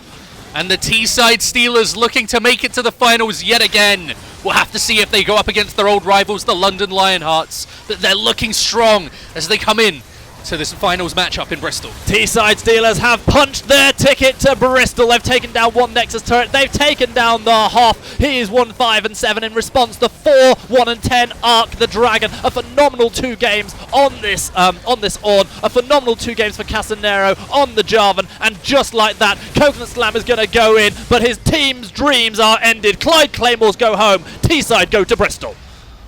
You know, I gotta eat a bit of humble pie here because I questioned the Vayne when it was locked in. I wasn't sure if the short range would be punished by the Syndra bot lane or not. And with that support of the Galio, she was able to land a lot of poke in lane. She was able to play more forward with a much more aggressive support that denies so effectively. And because of that, she scaled decently. She got to her 2-item spike. And that was all she needed. She hit the 2-item spike before anyone else in the game, and that was the key break point, because that's where she got a pentakill. She stacked full magic resistance and went, if you can't kill me, you can't win fights. During that scaling time, we saw 1 crucial fight go over to the Clyde Claymores up in the top lane. It was essentially a 4 versus 5 that went massively in favour of the Claymores. I think it was a 4-0 in the end that they managed to secure. And they looked really, really good at that point. But all that scaling was done, all that farming, all those taking of turrets. The gold was in pocket so that when the Vayne joined the next fight, got a double kill. Joined the next fight, got a pentakill. And from that moment, the game was as good as over. The T-side Steelers are going to be your first team guaranteed in the final. And now we got to find out who they're going to be going up against, because in our next series, we are going to be looking at the London Lionhearts going up against the Bristol Brawlers. And of course, the Bristol Brawlers, they did surprise, like we said before, last week. And we'll have to see if they can do the same against the Lionhearts. I know they do a lot of prep work.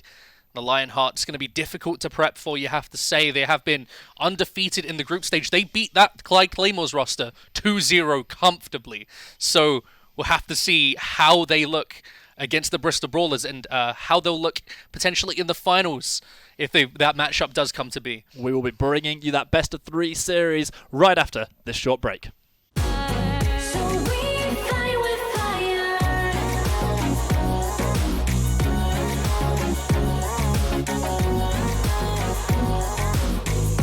Still on a wire.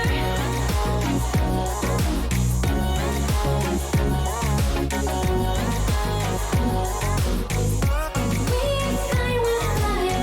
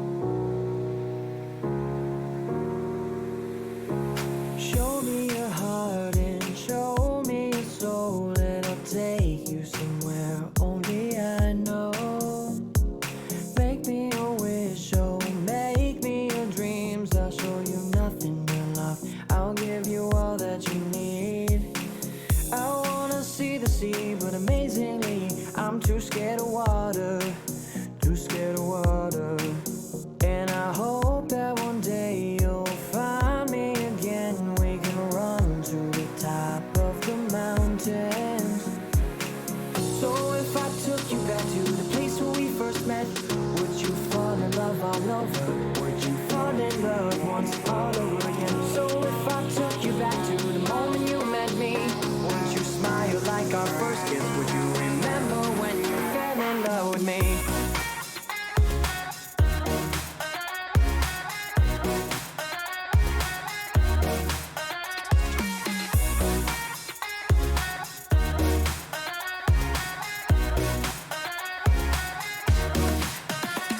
Just give me a hand and we'll run far from here, away from curfews you have and all those things you hold dear.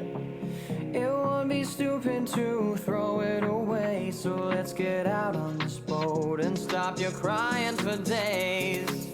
I wanna see the sea, but amazingly I'm too scared of water, too scared of water. And I hope that one day you'll find me again. We can run to the top of the mountains. So if I took you back to the place where we first met, would you fall in love all over? Would you fall in love once all over again? So if I took you back to the moment you met me, would you smile like our first kiss? Would you remember when you fell in love with me?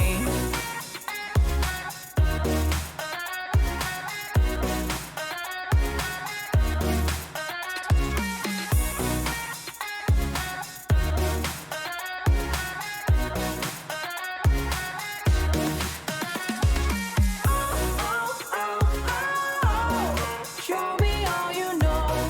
Tell me what you know, and show me your love. Show me all you know. Tell me what you know, and show me your love. No, we don't have to go far. All we need is to try hard. No, we don't need to be clear. We need our best, I'll tell dear. We need escape from here. So if I took you back to the place where we first met, would you fall in love all over? Would you fall in love once all over again? So if I took you back to the moment you met me, would you smile like our first kiss? Would you remember when you fell in love with me? Show me all you know. Tell me what you know, and show me your love. Show me all you know. Tell me what you know, and show me your love. Show me all you know. Tell me what you know, and show me your love. Show me all you know. Tell me what you know, and show me your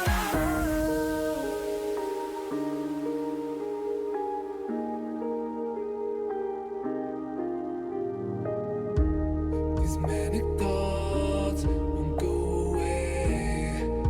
I hope you're thinking and feel the same. Your silhouette, it dissipates into the ceiling. I'm wide awake. Under the starlight, replay the memories that we made.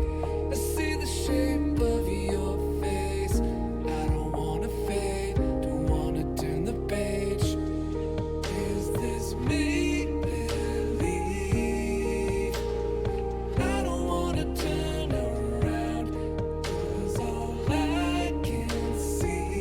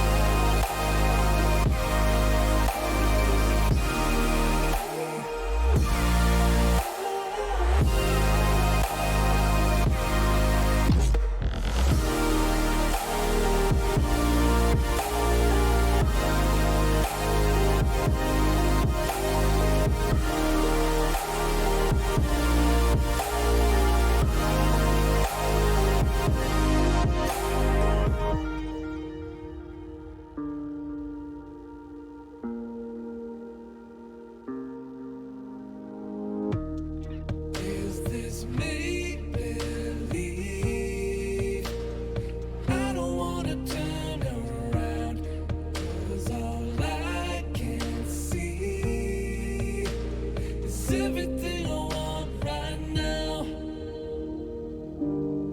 Particles of you floating all around me. It's particles of you are here to remind me.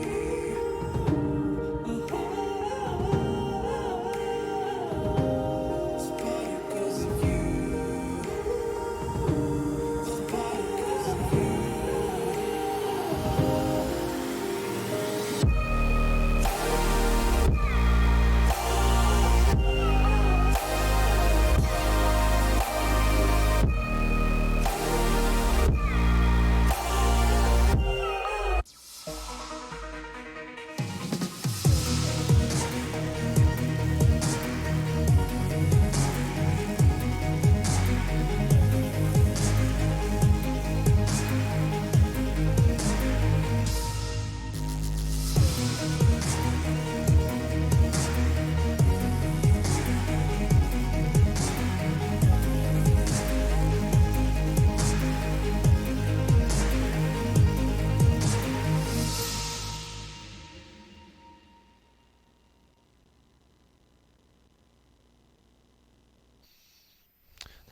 The grand final of the League of Legends winter split for Brawle Arena Clash is so very close, and we now know one of the two teams who will be competing. The T-side Steelers have locked themselves in, and now they need to find out, will it be the rematch from last split against the London Lionhearts, or will it be the up-and-coming Bristol Brawlers team in their hometown who take them on? Well, Stan, you will have to see if it's going to be that rematch final, like we said, between the London Lionhearts and the T-side Steelers. T-side Steelers keeping all 5 of the same, but however, the London Lionhearts coming in with an all-new 5 different players roster that in the qualifiers, we have to say, took down our former champions cleanly, and that's going to mean that because they are the representatives from London, it's an entirely different team, but they're still reigning champions. Will be exceptionally strong. We have a little opportunity to look at those lineups. The new London Lionhearts look is Wins, Girish, Kira, Hi, I'm Jacob, Dictator, and Boom El Web.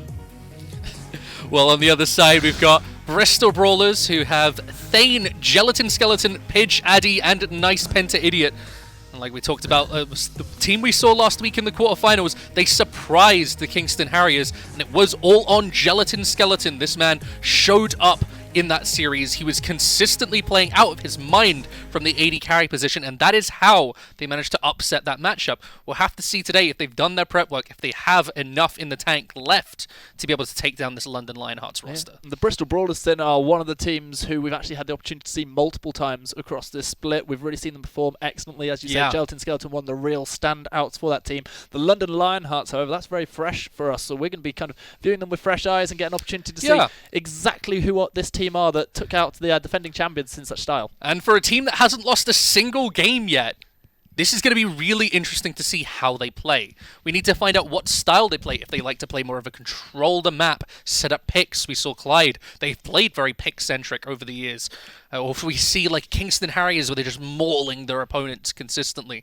We haven't really seen this style show itself yet, but all these teams with such a high level of performance have all had their own unique look to them. They've all had a very different style of play, and it's giving this kind of nice character to each of the arenas that we're seeing from this side, at least. Well, I've been hearing that Twitch chat has been desperately wondering when London were going to be playing. Well, the answer is when does right Origin now, play, though? because we are going to be bringing you into the pick and ban. We are going straight into the action. Checking out the ban phase, London Lionhearts, they're going to be banning away first, taking the Victor off Thane. So the Victor taken away, it's one of his comfort picks, like we've said before, but the Caitlyn was the real standout for them last time we saw them play. The Caitlyn and the Morgana for Addy. That was the central point of their composition that they rotated around, that they played around, but the key weakness there was, we said, almost every single one of their laners, we saw Thane get outlaned, we saw Nice Penta Idiot get outlaned, Pidge didn't have as much impact as the opposing jungler, but it all came down to how Gelatin Skeleton was completely able to outdo I Throw Axes that changed the game. They're willing to give him his Caitlyn, they're taking away the Xayah, so I have a feeling they're going to move towards the Kai'Sa. Interesting to see Pidge having the Echo taken out of his champion pool, something that we did see him playing a couple of times across the split. Mixed results with those ones. We've got one last ban to come through so far. A lot of targeting towards wins in the mid lane. Will we see a third mid lane ban? No, well, technically yes, if Doinby were playing, but I think that's more so going to be banned towards Ajirish. So the Senna first pick, we could see Senna and a more safe ADC, which would be interesting, but we've seen Senna sometimes paired with a more aggressive ADC because that route is so effective, because it has such a long range. You can pick people off so effectively. Generally, you need somebody with a longer range to be able to capitalize on it and synergize effectively, but we'll have to see what kind of ADC they go for. Senna's very versatile. We'll see where they pair it. We saw it in the first series today in the first Caitlyn game, Morg. paired up with the Jhin, and it was played into Caitlyn Morgana. The Caitlyn Morgana absolutely ripped the souls out of Senna and Jhin in that early game. Will we see that Morgana locked in again? What will we see, as you say, paired up with this Senna? Will we even see the Senna going into support? Because it can be played in so many other places. You say that, it's only really legitimate in AD carry, other than the support role, because it is so easily targetable in every other role.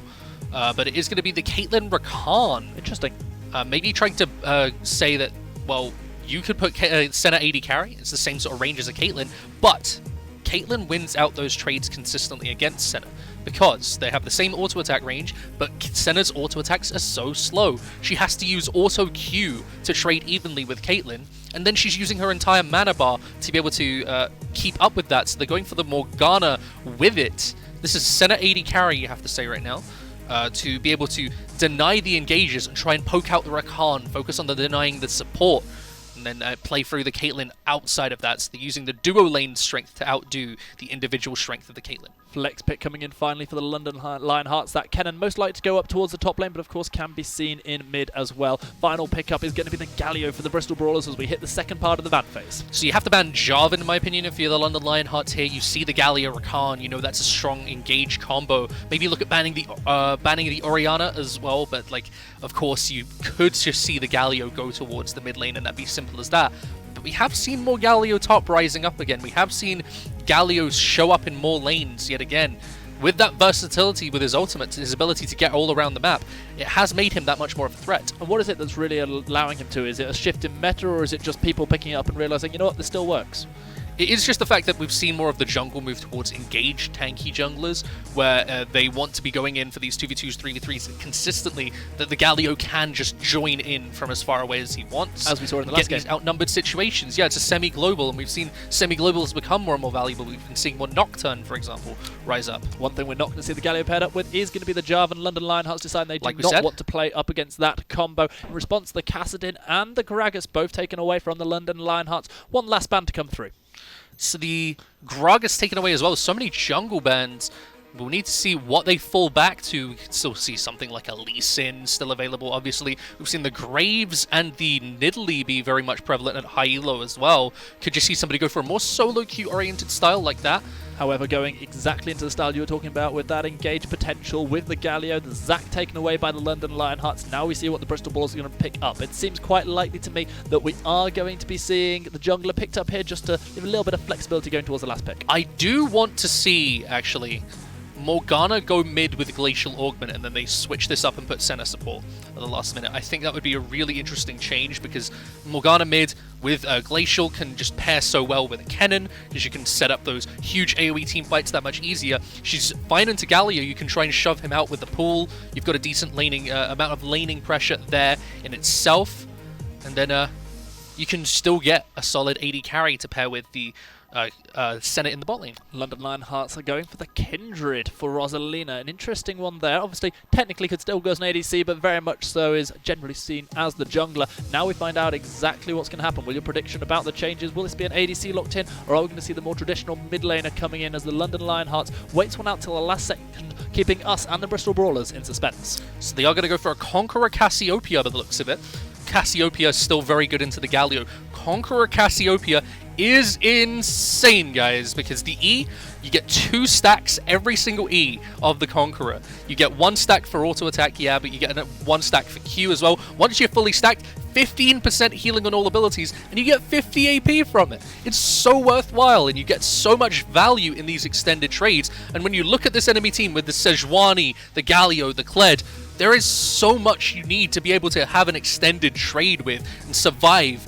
And that's how she's playing. She's playing to survive 2v1s, outplay these outnumbered situations. You briefly mentioned it there, the last champion selected by the Bristol Brawlers is going to be the Kled. There's a huge amount of engaged potential for the Brawlers. The Sejuani ultimate can come through, the charge of the Kled with the heroic entrance on top, as well as the quickness from Rakan. But looking at the London Lionhearts, it feels like they're prepared for a team fight. But notably, there's Sejuani paired with 2 melees, as finally we're seeing. I know this is a particular bugbear of yours. We see Sejuani locked in so often as people don't understand that it's only really good when you have those melee champions available. With a Galio and a Kled, you can set up picks with it.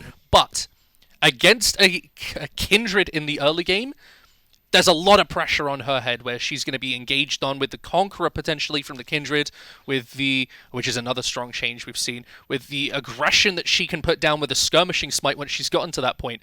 Sejuani's really going to struggle to outtrade her, and that means it's difficult for her to really get into the lanes if she's being denied half of her jungle. One thing there's a definite advantage going over to the Bristol team here is the global pressure they can put down. They're running the double teleport on both top laner and mid laner. You've of course got the heroic entrance from Galio that can cover a serious distance of the map, and the charge that can close gaps down really, really quickly as well. Engage potential is massive, but you're not looking convinced. Kled versus Kennen. That's where I'm thinking about right now. Kennen in the early game is going to go AD. He's going to go for the Doran's Blade. Yep. And all your adaptive stats are made AD in the early game because you went for the Doran's Blade, giving you that much more AD to poke him out. Your W scales decently with AD as well. Both the passive auto attack and the active both scale really decently with that. So it means that you're really strong in those early phases to poke people out with your range advantage. If he's able to get Kled dismounted in the early game, you're done.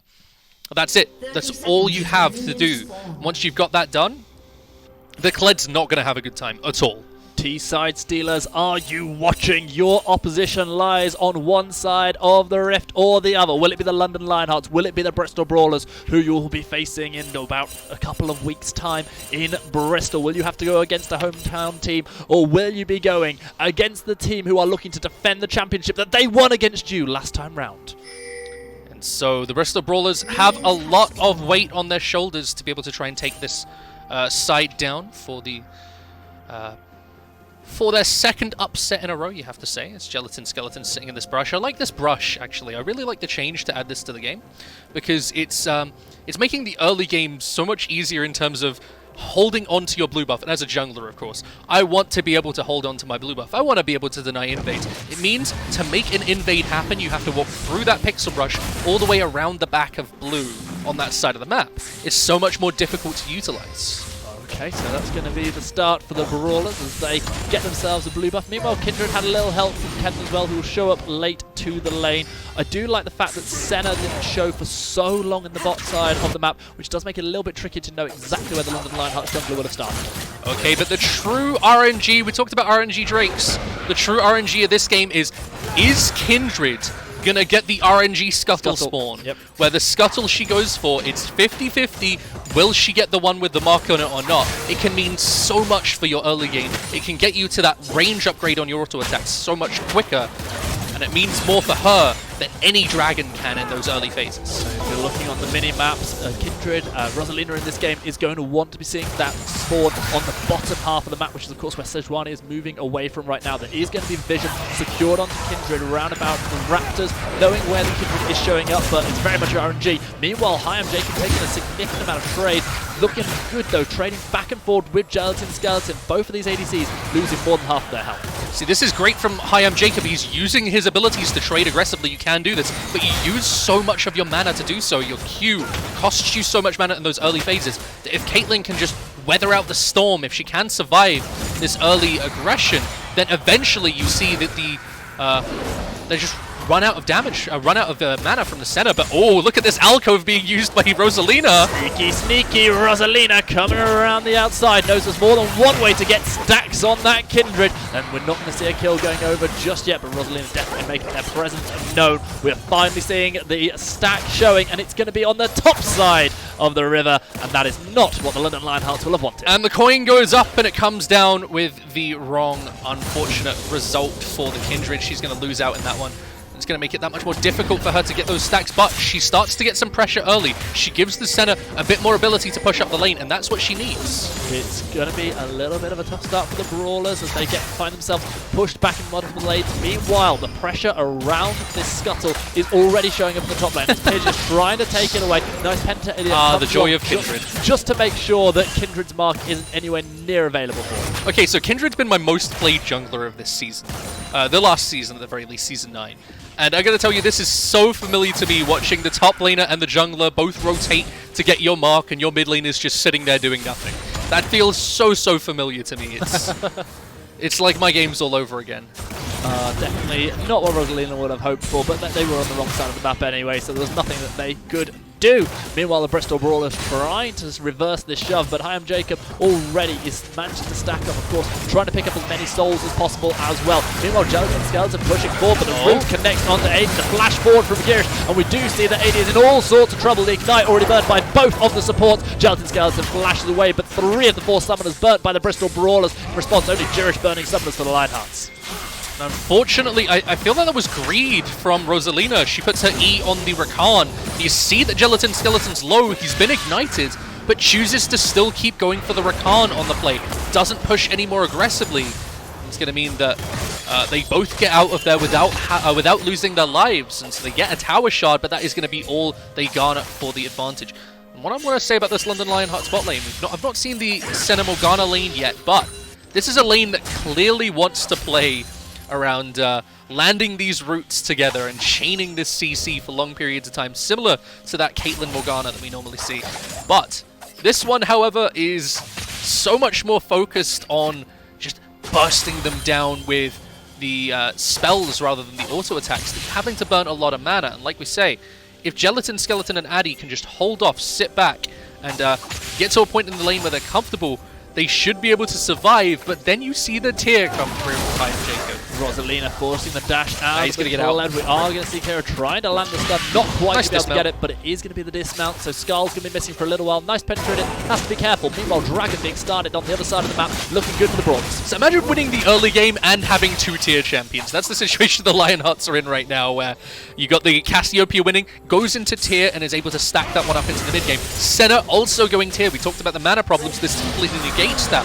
We've talked a little bit about the fact that her item builds can be very varied, but this is the one that Riot weren't actually expecting. We saw some tweets from her designer, Riot August, saying, I really wasn't expecting Muramana to come out for her, but when you see her have to use so much mana in lane to trade effectively because she has those slow auto attacks, it makes sense. Nice penetrated, taking a lot of damage here under turret. That Cloud Dragon was secured for the Bristol Brawlers, so interesting to see the cooldown reduction on the ultimates before a lot of the champions even had their ultimates. I actually really like this this early Conqueror for the top laner of the Kennen, because the Conqueror, like we said, it does base off of adaptive stats. So when he's got this early game AD, it means that he's trading so much more effectively with auto attacks. But in those later game stages, when he's landing a 5-man ultimate, he heals so much off of it. Galio has the ultimate available, reducing the binding landing, but this could be a bit of a trap. Aiden trying to get the dash onto Hyam Jacob with a black shield. Hyam Jacob able to step on forward, does take a headshot straight away, however, in the trade. Once again, won by the Bristol Brawlers, even without the intervention of Galio and Sejuani. And they back off just enough as the Wind finally notices that the Galio's missing, but the Galio ultimate there would really have been devastating if they pushed even a little bit too far forward. Yeah, Hyam Jacob and Girish playing really quite safe so far. Meanwhile, Cassiopeia has been able to develop a little bit of a CS lead, courtesy of Galio disappearing from lane every now and then. That's a little cheeky thing you saw there. Nice center interaction where she used the soul on the ground, targeted it with her Q, so the end of the Q hit Gelatin Skeleton and farmed it at the same time. Of course, the Q targeted the Piercing Shadow, very similar to Lucian's Q. However, you can target allies, you can target wards, you can target anything with it. Piercing Light or Piercing Shadow, they work pretty much the same. Meanwhile, this is good pressure being put down by Kira. It's been a rough old start for Nice Penta Idiot, which is exactly what you predicted into this ranged matchup of the cannon. And it's Nice Penta Idiot and Gelatin Skeleton both really struggling because he's getting poked low, but he's getting to a better phase. He's getting to a more comfortable point. He has this refillable part. He has the cookies as well to keep him healthy. And of course, because he's got this early game AD as opposed to the tier of High Jacob, it's very similar to the Ezreal matchup, you have to say, where Ezreal wants to poke out with his abilities, but he has no ADs. If you can land a couple auto attacks, you even it out completely. Gelatin Skeleton, who so often is a crucial carry for his team, has managed to stay just about level on CS. However, the mid laner and the top laner of the Brawl is not so lucky. They're both falling behind. Kira getting a really big advantage over Nice Penta Idiot, who's had to pick up that Tiamat early on. Ace in the hole goes down to High Jacob, who's put down to the low 50% health. Again, Kindred waiting in the wing, perhaps going to use this alcove. Instead, just going to walk straight over a wall. Going to get spotted out, but again, pushing Rakan and Caitlyn back behind their turret. And he's been camping this bot lane, and you have to say, what has Pidge done in response? There has been no early game usage of this Sejuani whatsoever. No pressure mid, no pressure top. And it's meant that the lanes that are winning are just going to continue winning. You see 3 winning lanes available, and there's no impact anywhere to stop that from happening.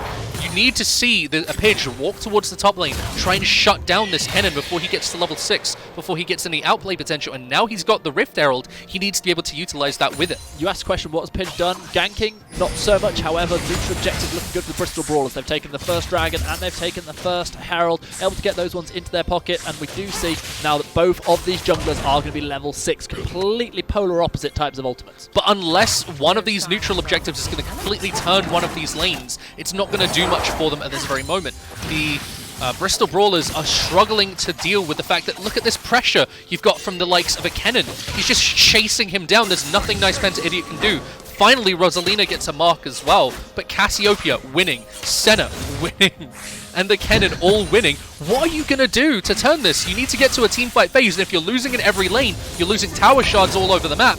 How are you going to stop this? Sitting there briefly putting down his best Charlie Sheen impression, and we do see London Lionhearts are indeed winning all across the map, and now we're going to see if they're going to be able to put the pressure down onto this turret. Remember, Pidge is the one with the Herald, so it's not like we can see Rosalina spawning that one here. However, with so much push advantage, and knowing that the jungler is present as well, Nice Penta Idiot can't even go close to this wave, Tiamat or not. You see that the jungler here going to collapse down. Oh! Well, I said Nice Penta Idiot couldn't go near it, and it did. But he's so close to remount. Does go near it, does manage to get the remount onto Skull, but immediately loses so much of the health from Skull that it's going to be in so much trouble. Meanwhile, in the bottom side of the map, we are going to see this Herald being put down, trying to get a couple of the turret plates up against the London Lionhearts bot lane. Kindred can go for another mark onto those Raptors. They have been warded up, but she knows that Sejuani is on the bottom side. This is the best of trades for the Brawlers. They do manage to get themselves a couple of turret plates, but already Nice Penta Idiot in so much trouble. As I say, Kindred taking away marks as well, taking away camps from the Brawlers jungler. The Lionhearts have found themselves a 1,000 gold advantage despite the lack of kills in this game. Wins is backing while his jungler's actually trying to invade. So you see your junglers going, okay, I'm going to invade to get these Raptors, I need it for my mark, and your mid laner just goes, okay, well, I'm going to abandon you there, and we're losing Dragon. They're not even capitalizing on the advantage that they know where all the Bristol Brawlers are. And as a Kindred player, this hurts me. This hurts me so much, and again, it's a mountain. The 5th Belong Arena Clash broadcast game in a row. We are going to see the mountains rise. Dom must be pulling the strings somewhere back there. I mean, I don't even want to go into like what the % chance of that actually happening is, but it's got to be pretty low. But that is the reality that we are living in. It's 1 in 4 times 4. Hades going in, has got the Gallywalt on top as well. Quickness is going to get Jirish to burn the stopwatch. That's going to be the taunt, not quite connecting, but Thane is there to pick up first blood on this Galio. Jacob does get stunned down, but is going to be able to live through Lamb's respite. Rosalina arriving just in the nick of time to save the ADC. A really nice turnaround there, just to be able to save the life of Jacob. Maybe get to save this tower shot as well as the healing's coming through. Pidge actually taking a lot of damage, but so is Rosalina. Forced back. The turret shard is going to go over to Gelatin Skeleton and the other 2 members of the Bristol Brawlers who are continuing to camp here in the bot lane. Yeah, they're not going to get much more than that, as Hi, I'm Jacob and Rosalina going to be able to survive this one out. But what are they doing elsewhere on the map? Kindred. Another mark spawned for her, going to think about basing and going for it. Let's see if her mid laner actually roams to help her get it. Oh, this is going to be the dash in. This is a bold move from Pidge, who's now caught underneath the turret. Hi, I'm Jacob is going to be able to live. Rosalina picking up 1 kill, the ultimate used by center, and AD and Gelatin Skeleton are solo. And the Here comes Conqueror Zero with the flank, with the kill. That's going to be AD joining the party just in time to get himself a nice little kill onto AD. 3 kills for nothing for the London Lionhearts, the overstay from the Brawlers. A really nice turnaround yet again, as Pidge just tries to overforce the advantage. They get that first kill really nice onto Addy, but they stay too long. They needed to just get the tower shard and either put Vision in the river or reset for tempo. They did neither. That means that they get collapsed on and punished hard. And all of this means that despite the opening Dragons of the game, the opening Herald going over to the Brawlers, despite them getting first blood, they are now nearly 2,000 gold behind on the back of these plays from the Lionhearts.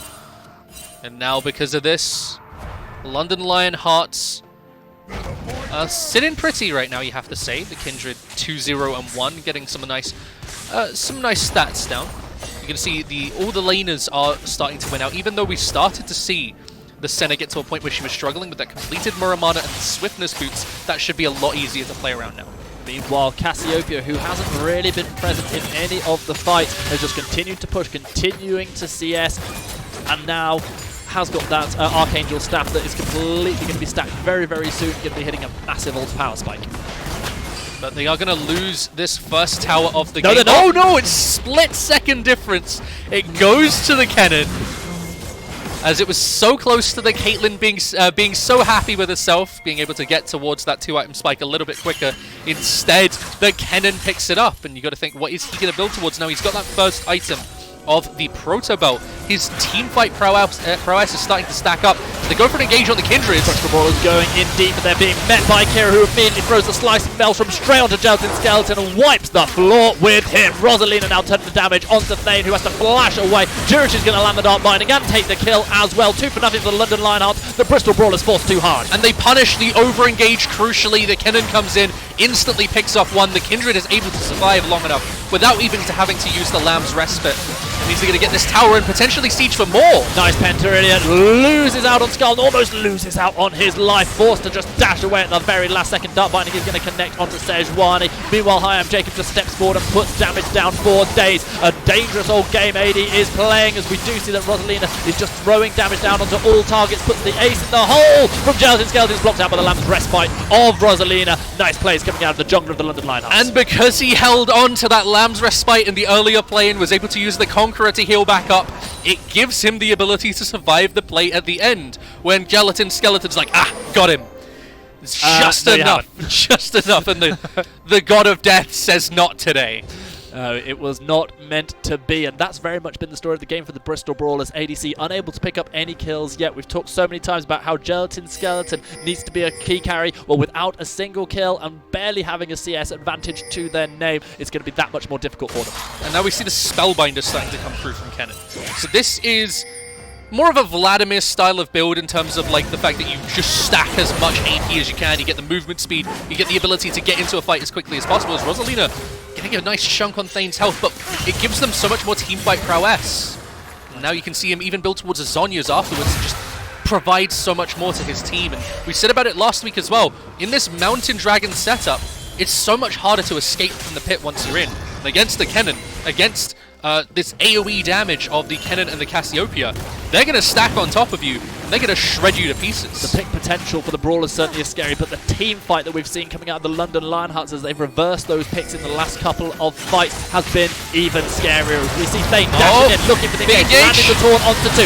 Juric is one of them, and he's going to be able to step away with the Black Shield. Ultimate from Senna is going to do good damage whilst getting his shield. Hi, I'm Jacob getting his first kill of the game. There's going to be Dark Binding falling just short of Gelatin Skeleton, but the rest of Bristol Brawlers running for their lives, and Pidge is going to lose his. Rosalina gets that kill now on a killing spree. 3-0-3 on the Kennen, make it 3-0-4, pass the kill over to the Kennen, pick up a Mountain Dragon. London Lionhearts come up big again. And Bristol Brawlers, they press all their buttons, they hard engage, but they don't have the damage to get rid of the London Lionhearts, and they're able to clean that fight up. Kennen zones away Gelatin Skeleton for so long. Nice Penta Idiot, trapped away from being able to deal with the AD carry and the mid laner of the London Lionhearts.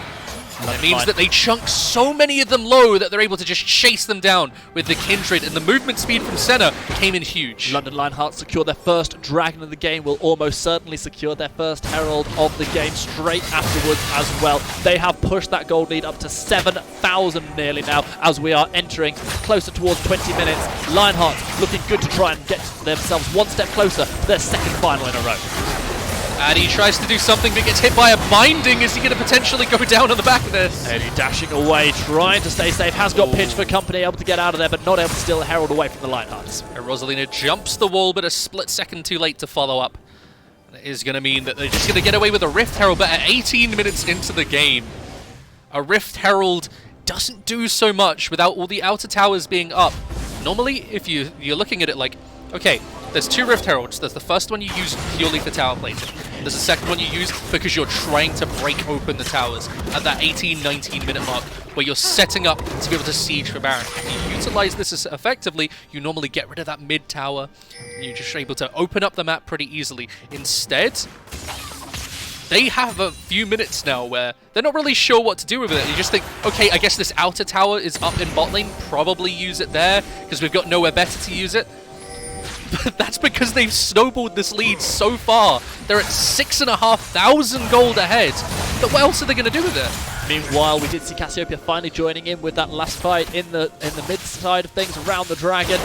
Now has got 2 items completed. The fully stacked Seraph's Embrace, the Rylai's Crystal Scepter as the second item too. And see the Kennon's decided to change it up. He got so much gold from that last fight. He's going, I'm just going to go Death Cap. Yep, why not? Screw it, I'm just going Death Cap. Why wouldn't you? So baby mode, we're going to go in and he just pops ult, shreds everybody to pieces, and when you see nobody with any magic resistance other than this Kled, how are you going to stop him? It's going to be really, really tough for the Brawlers right now. Not only this massive disadvantage in the gold, but playing them against a team who have shown their pedigree by beating last year's champions in the mere qualifiers to play for their arena. Exactly, yeah, but the other thing, of course, here is when you think of it as the fact that you're looking at this roster now and they've been so dominant, they've been undefeated all season, and now they take the Bristol Brawlers, who were looked really clean last week against the Kingston Harriers, and just go, yeah, you're nothing to us. Suddenly we're 7k gold up, and it just doesn't matter to them. Nice Pendrin trying to clear out a ward, does get dismounted and immediately obliterated by Kira, who's now 4-0-2. Getting our opportunity to see the London Lionhearts in action for the first time. My real question was, who's going to be the main carry? Who's going to be this one player we're all going to be talking about coming out of the series? Right now, the whole team is doing stuff. Obviously, Kira on that 4-0-2 scoreline has been great. Rosalina picking up the Kindred that I know you love. 3-0-5 has had great impact as well. But the rest of the team solid as well. Only the one death between them.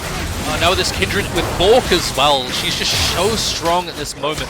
She's getting all these stacks as well from all the kills she's picking up. It's so hard for the Bristol Brawlers to contest. They have to find a miracle here. Well, Thane is trying to make that miracle, landing the multi-man tour in the flag. back line. Kira removes Skeleton just like that, and it's going to be Rosalina picking up a kill as well. That's Kira gets clean. a double, Rosalina gets a double. The Baron will go over to the London Lionhearts. It's just Kled remaining, and he's not going to be able to stop them. He has to just try and push mid and get something in return. Because now the London Lionhearts at 13-1 have a commanding lead. They look unstoppable this game. Jirish now at 1-1-10 was the only person who went even vaguely close to dying in that last fight, able to escape with their life, able to do everything they need to help their team along. London Lionhearts are absolutely insane so far in this series. Yeah, the London Lionhearts now, they look terrifying.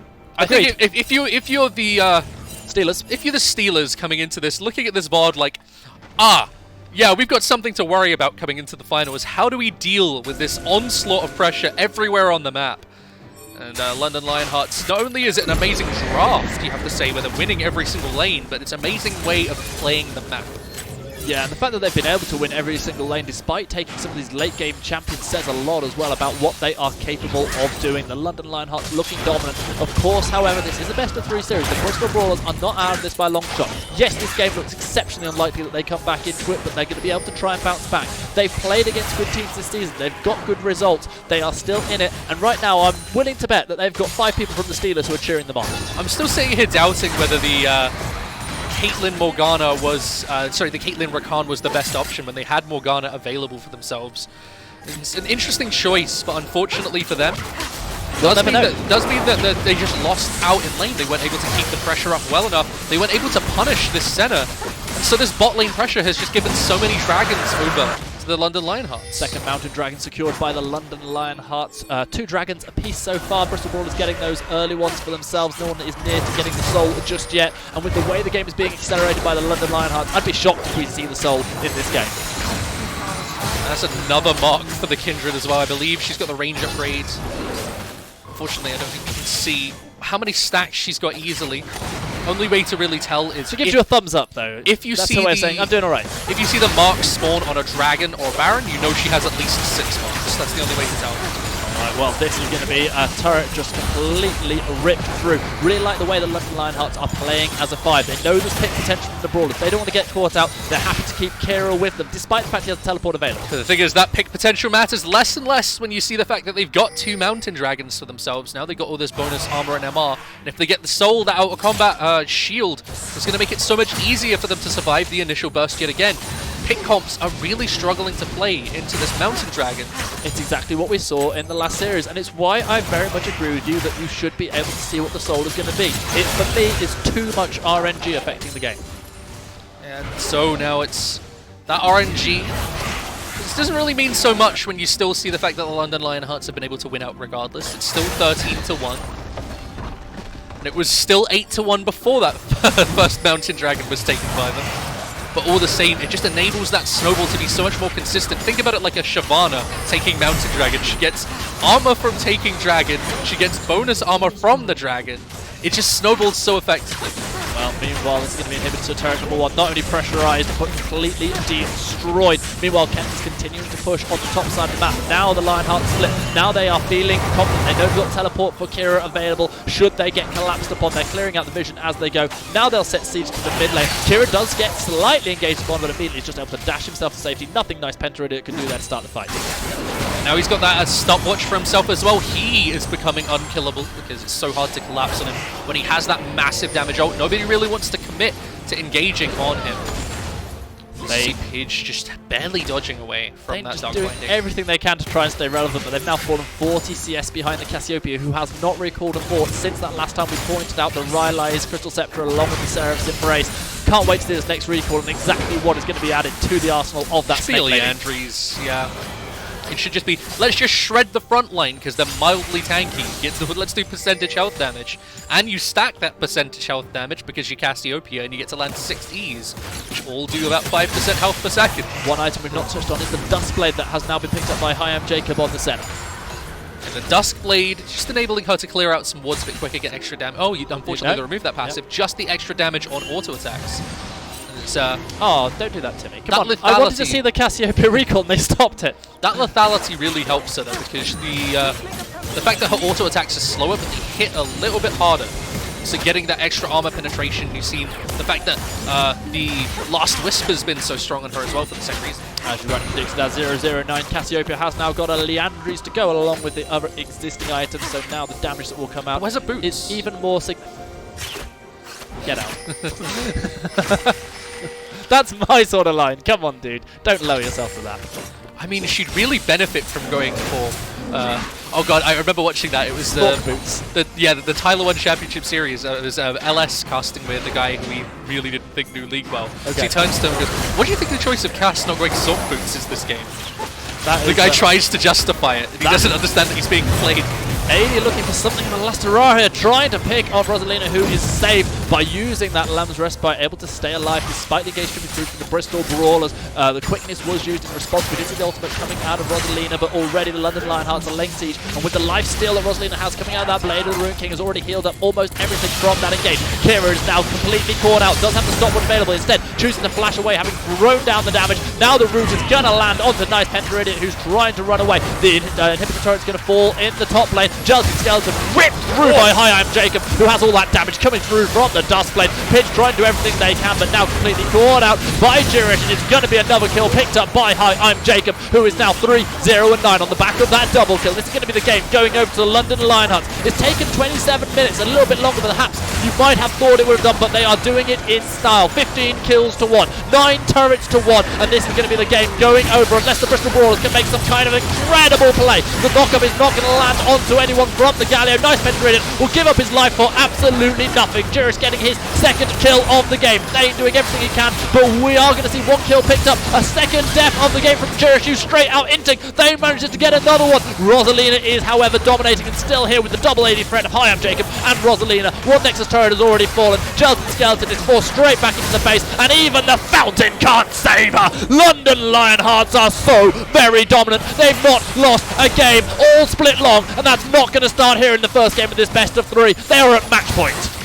And an unstoppable performance from the London Lionhearts as they go 11-1 in towers, 19-3 in kills, and every single member looked dominant over their opposing role. And it was only really the Caitlyn that had a couple moments where it looked like she was pushing, she could set up on a tower. Other than that, just nothing to be done for the Bristol Brawlers. They really have to change up their approach in Game 2 because 3 losing lanes and the jungler being completely outdone.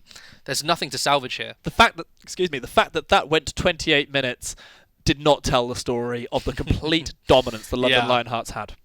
And one thing I was really impressed by, though, is the Senna, because this was not just like a flavor of the week pick where he picks the Senna because everybody's saying it's strong. I saw some moments there where I actually saw him completely understand how Senna works. Like in that final fight, he understood exactly how to use the auto reset from the Q effectively to maximize his DPS, and that is what enabled him to be able to get those kills so easily and be able to pick up a lot more damage than I thought he would be able to, because he's utilizing the mechanics of Senna in a way that I've not really seen many Senna players do yet. There's nobody really I'm seeing with a lot of mastery on the champion. And we've had 2 Sennas today, 2 very different results. One much better than the other. It's not unfair to say at all. It's just one that understood Senna to a much higher level, I have to say. Yeah, so very well played to London Lionhearts in that first game. 1 foot in the final. They've started booking their trip all the way to Bristol, but Bristol, they've not got much of a trip to make. They can save on travel costs for Belong Arena Clash, so maybe Bristol can turn this one around, but my word, they're going to have to change something, and it's going to have to start in the pick and ban phase. Exactly. Oh, speaking of which, here we go. the laning phase was where a lot of the advantages were gained, and it gave Rosalina the ability to just roam as much as she wanted, and that was what the advantage was. Now the Bristol Brawlers must also adapt. So far, not changing anything, banning away the Rise. I gotta say, I'm very impressed with the fact that Rosalina actually managed to get that name. There's no cheeky, like, one's a capital L or there's a lowercase L in there, there's an I or something like that. That's actually Rosalina. I'm impressed. Oh, are we talking like the princess from Mario? Yeah, the Mario princess, exactly. I knew that. Yeah. No, it literally did. I just said it. Oh, yeah. Okay. I don't know where this is going. All I do know is that the Bristol Brawlers do not want to go up against Senna Morgana again. Banning that away was a really good bot lane, yeah. Banning away both of the bot lanes. So we're going to see something new coming out of the London Lionhearts this time around. But it wasn't as much as the early game as where it was carrying. It was that mid game where they were able to set up those sieges and binding, constant sieges. And when the Morgana Q wasn't up, the Senna W was. So there was no downtime and cooldowns for them to really play around. Right, nice pen to Idiot here. Banning away already having banned away the 3 champions. Going to select the Nautilus. A real change of tempo coming out of the Bristol Brawlers. Yeah, the Nautilus generally pairs well with a Kai'Sa, so I'll be interested to see if we just see the Kai'Sa taken away by the London Lionhearts, because you can just play around that. You can go like Kai'Sa Leona. The Leona plays well into the Nautilus. You can even go Morgana and try and shut that down. I'm surprised that the Kai'Sa wasn't the first pick coming out of the Brawlers. It feels like it would have made more sense picking up that than because the then Nautilus. you can just trade Nautilus Leona, yeah. Yeah, Brawlers could prove me wrong here. However, will it be because they know that Hyam Jacob doesn't want to take that Kai'Sa? So far, Rosalind deciding, you know what, Kindred went well last time, want to pick that one up again. But there it is. It looks like the Kai'Sa's going to get locked in, and it feels like the Bristol Brawlers may have shot themselves slightly in the foot there. Yeah, it seems like a mistake to lock in the Nautilus first, because Kai'Sa isn't really afraid of somebody going for an all-in bot lane. She buys into those all-in bot lanes. She is the all-in bot lane in those early levels, other than like a Draven. So Nautilus Caitlyn is going to be the duo they try and use to shut it down, as once again, Gelatin Skeleton falling back to the Caitlyn time and time again, tried and true, but unfortunately last game didn't really do what it was expected to. And I think a part of this comes down maybe to Gelatin Skeleton not wanting to play the Kai'Sa. So in this particular situation, going actually, yeah, we quite want the Nautilus, and we definitely don't want to see the Kai'Sa paired up with the Nautilus, but we don't want to play the Kai'Sa ourselves. Problem is that if you're doing that, then surely you've got to ban it away. And with the London Lionhearts banning the Zyra away as well, that immediate sort of direct S-level champion is not there to respond with, and I feel like they've bought into a weaker bot lane. So the Bristol Brawlers bought into actually taking away the cannon from Kara, and he's just responded going, Vladimir, I'm mid, fine. could go top. Yeah, like, I'm fine just playing AoE team fight against you. I think I can do that better than you, as Kara's just going to go for this Vladimir and just try and scale, because he scales better than the cannon. He doesn't have as good an early game, but those team fights, Vladimir can do so much more in zoning than Kennen can. Kennen's better as an engage, because he obviously has the stun as part of his ultimate, but the lockdown is not as good as the, oh, everybody's running away from me because I'm going to shred them to pieces if they don't run away. One thing I really like for the Bristol Brawlers by doing this, if it is going to be the Kennen against Vlad, is that they have, in the last game we saw them have 3 losing matchups earlier on. Well, that's not necessarily going to happen if they're going to run the Kennen into the Vladimir, because Vladimir's not going to have such a high impact early game unless something quite surprising happens. And they've banned away the Cassiopeia that was very good for wins last time round. So they think a lot of the problems in draft were just Lionhearts played a bunch of things that we don't know how to play around, so they're picking the Kennen, banning away Senna, banning away Cassiopeia, just trying to make sure that London Lionhearts have to play something entirely different. But that Kindred from Rosalina was very strong last game. It was a very big threat, so we'll have to see if they're actually able to shut that down this time around, because the jungle matchup last time was completely one-sided. It's the only champ that wasn't banned or picked away by the Bristol Brawlers. London Lionhearts going straight back to the well and taking that one again. Kira going to look for a second game in a row of success on the Kindred. I believe that Kindred either went deathless or died in that final Deathless, fray I think. around the she was Nexus, jumping in and out of the fountain teasing. So, I mean, that's a pretty incredible performance in itself. We're going to see the Thresh locked in to go alongside the Kai'Sa, pretty much like a Nautilus, except with a lantern to go with it. So I have to bring in a little bit of TFT here. Kindred is the hard counter to Olaf in TFT, because she can reduce his healing and constantly dashes away to stop him from being able to auto her. And on the Rift. Glacial. On the Rift, however, Olaf can run down Kindred during those early phases where that Q lands, that slow lands, he tags her, he can chase her down. As that's a quinoa mid. Prepare to get triggered, my friend. You were telling me how much you're not a fan of the design of this champion, how you don't think it synergizes well. Well, I'm saying it. I don't want to be too toxic towards the game designers at Riot, but think about what Kiana's dream is as a champion compared to other assassins. Like Zed and LeBlanc, their dream is to be able to be so tricky, go in and out, find the burst on different targets, and be so slippery, using the shadows as Zed to slip in and out, using the clone as LeBlanc, and using the dash back. But what does Kiana have as her dream? Just shove a bunch of people into a wall, I guess. Is that your assassin dream? I don't know, it's just an ability that they thought was cool for this champion. And then they just slapped a bunch of passives on it to try and make it work. It's got no dream as a champion. It's not designed well as a champion, it just is a champion that does exist and has some abilities. So if you're out there and you think you know Kiana's dream, please answers on a postcard, drop them off on Twitter to Kiana's dream is being SRC given free like Louis Vuitton merch by Riot. That's it. That's Is her that just entire Kiana's dream? Yeah, that's Kiana's dream. That's it. Only Kiana's. Only Kiana's. Yeah. That's my dream too. You want Louis Vuitton? If they're offering, I'm not going to say no. I could see you out here in Gucci. Who says I'm not? You see the G2 thing where they turned up to LEC one week, all in Gucci bathrobes, getting out of the team van. Did you see the one where they showed up to Paris and lost 3-0 to FPX? I'm not sure I saw that one. I must have missed it. It's, I was in the alternate universe where G2 won Worlds and we get G2 Yasuo as a skin, which would have been probably one of the best-selling skins of all time. The script was written. Oh wait, no, it wasn't, because Phoenix was written before the G2 Yasuo. Oh no, it's scripted the entire time. Absolutely, it's sad news coming into this game. Not only could this be our last game here in this, fantastic arena for but according to Dom, it's your last if the split. London Lionhearts. I've just had a word in my ear that sadly I have indeed been fired by the producer, and so goodbye forever. It's been nice. All right, I'll who am I treasure going to my 3 replace you badges. with? Let's think. George GNC. There you go. So anyway, Oh, no. moving on, we are going to be into You can't game do me number like that, 2, Stan. and it's going can't to leave be me the with that. Bristol Brawlers running united through the bottom half of the map, and they're going to be going straight into the London Lionhearts, who might well be about to face check this very bush. They didn't face check it. The dream's over. Well, they get spotted out and they are just going to back away. They're going to set up a line of scrimmage where they're trying to catch anybody unawares. As they are going to spot him out here as the hook, unfortunately, hits the wall directly in front of his face. 80, don't do that. Don't do that. Bristol Brawlers, Not a good the start they wanted. Not a good start at all. And with Kiana throwing that Q out as well, it gave Girish all of the information he needed as to who the invaders were going to be. He was able to sidestep himself out. Even if that dredge line hadn't connected with the wall, I think Girish was going to be safe. I still can't decide if it's Girish or Girish. I've said it about 8 different ways. So they committed Girish. 2 wards to Girish. get knowledge of where Kindred is starting.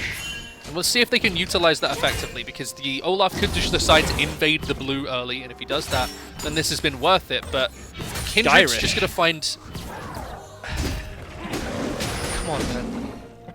But the Kindred's just going to be able to just take that red buff and start fine, as the Olaf starts on his blue buff on the opposite side of the map. Would have been much more efficient for him to start his red, go directly into the enemy blue, chooses not to. Once again, we'll be looking towards whether that scuttle comes up in favour of Rosalina, as you were saying. Their dredge line is going to connect. This is a nice start for 80, managing to redeem himself for his earlier errors into the wall. No wall in the way this time. We see Hyam Jacob eating a lot of his health. Good poke coming out of Gelatin Skeleton too, looking comfortable on the Caitlyn that he is so renowned for. But what are they looking for? They're looking for the all-in around level 3 where they can lock down the Caitlyn. Not worry so much about the Nautilus, but right now, it's Nautilus trading on cooldown with Aftershock. Maybe turning it here, though. That's going to be the ignite put down onto 80, who has to flash away. We want to see Hyam Jacob also ignited, also flashing big trades in the bot lane. And that's the level 2 advantage coming through, the level up on Addy as well, keeping him alive. And that's going to mean that they have to back away. They have to reset, because they just can't trade with that when they're still a level down. Crucially, however, for Hyam Jacob, I was wrong. It wasn't a flash away. It was just the heal that was burned by Hyam Jacob to get himself out. So yes, he did have to recall. Yes, he is going to be down on CS, and his purchases are not going to be what he was hoping for. But on the plus side, at least did not give up that key summoner spell, and now will have to be able to CS under turret. Has got Rosalina for backup as well. He just walks back to lane with a refillable and a pink ward. This is really unfortunate for him. Kindred's even hovering bot lane just to see if they overstep, try and turn this one in their favor, and sap some experience while they're in it. Flash forward from Jirish, who's going to be able to get the fillet, forcing the flash out of Gelatin Skeleton. Rosalina arriving for the gank, not able to get a kill, but now no summoners on Gelatin Skeleton. Meanwhile, Pitch looking for wins, forcing the flash just by throwing an axe out. And so the bot lane, unfortunately, goes pretty stale after that, as they do force the flash out from Gelatin Skeleton, but they burn Jirish's flash to do so. It means that Kindred, once again, has to try and babysit bot lane. She's been focusing bot in both of these games, and trying to get them even a mild lead. We'll see if it does pay off, because right now, London Lionhearts really need to turn this one on its head. So Bristol Brawlers trying to get themselves as many advantages as possible. We saw them losing out in all 3 lanes last time round. This time, they are losing out on mid and top again. Despite this potentially advantageous lane for Nice Penta, it is Kira with higher CS here in the early part of the game. Yeah, both of them ranged champions, but the fact that every single time Nice Penta Idiot tries to trade, Kira just goes, just cue the mini wave and heal back to full, doesn't matter to me. Has that phase rush as well to deny the all-in. It's definitely not all too uncomfortable for him.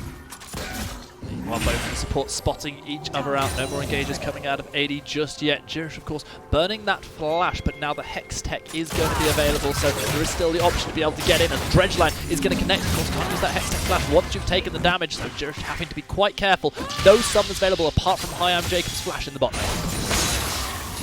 So now they're just going to back away, but I'm interested to see that once again it's a support going for the steel shoulder guards, this time Thresh going for the AD choice, which is an interesting one considering he scales so well off of AP. All of his abilities do AP damage. Even his empowered auto is overpowered by the amount of souls he gets. So it's just trying to get that E-auto to be as strong as possible, as unfortunately Pidge is spotted on the way in. He is indeed in fight. The control ward is going to be put down in that middle bush, but it is the first one that caught out the Olaf, so Pidge is just wasting his time down the bottom lane. Meanwhile, the first dragon of the game is up, and it is going to be Cloud Dragon that we see. Are we looking towards our 6th Mountain Dragons Rising in a row? I mean, we're going to see it at this point. It's just going to happen. It might, like, at this point, I'm thinking it's a bug where all custom games are mountain.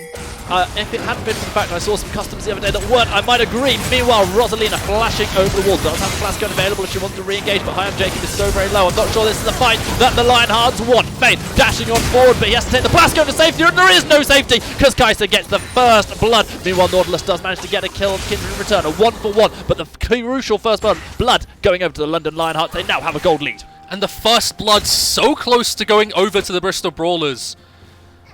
Yet the London Lionhearts turn it around and are just about able to pick it up as Rosalina heals herself just enough to secure that extra gold for the team.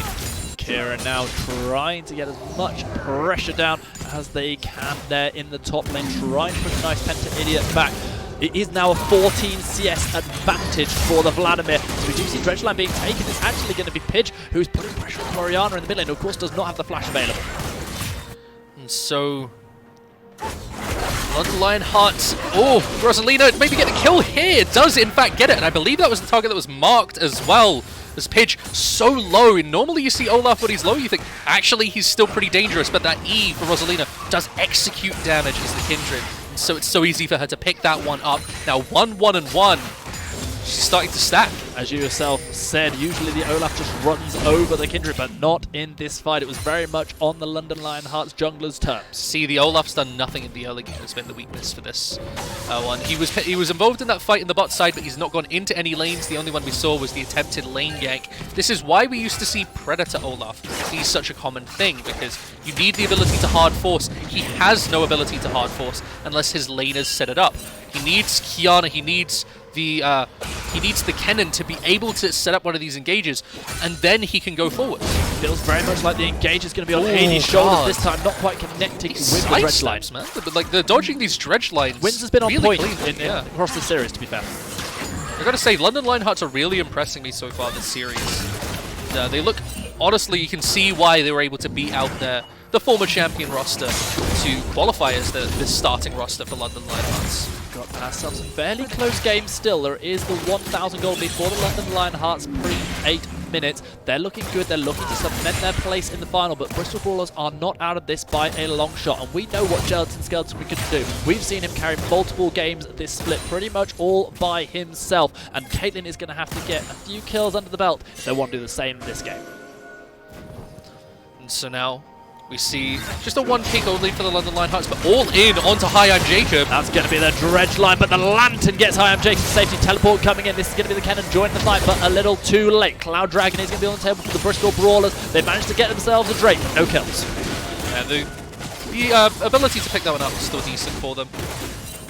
As going to try and steal it away, but they're going to pick up the Cloud Dragon because they blew so much early as the Kennen goes in hard. That's going to be the flash use. Nice Pentaridian managing to take down Rosalina. Delta big in the last start. game, but dead now. Wins is going to go down to Gelatin Skeleton, who with that kill is absolutely doing work. But Kira has joined with the teleport, trying to turn this fight on its head. Pidge taking a bit of damage, but not enough for the Vladimir to be able to pick up a kill. So far, his time seems to have been wasted. Still trying to force, flashing forward, looking for Pidge, but unable to find him. 80 still waiting in the wings, clearing out a ward. Dredge line going to connect, and Hyam Jacob goes down to the support. Flash forward, the root connects onto Jirish. The flay is good from AD as Kira tries to stay alive, using the pool but being chased down. Gelatin Skeleton gets one. Kira, it's a nice Pentaridian, gets Kira, and that's going to be the Bristol Brawlers suddenly finding 5 kills. And the London Lionhearts, they push too hard to try and contest that dragon. They get punished for it, and they lose so many kills off the back of it. Suddenly the Caitlyn has a huge lead. Suddenly the Kennen is 2-0-1.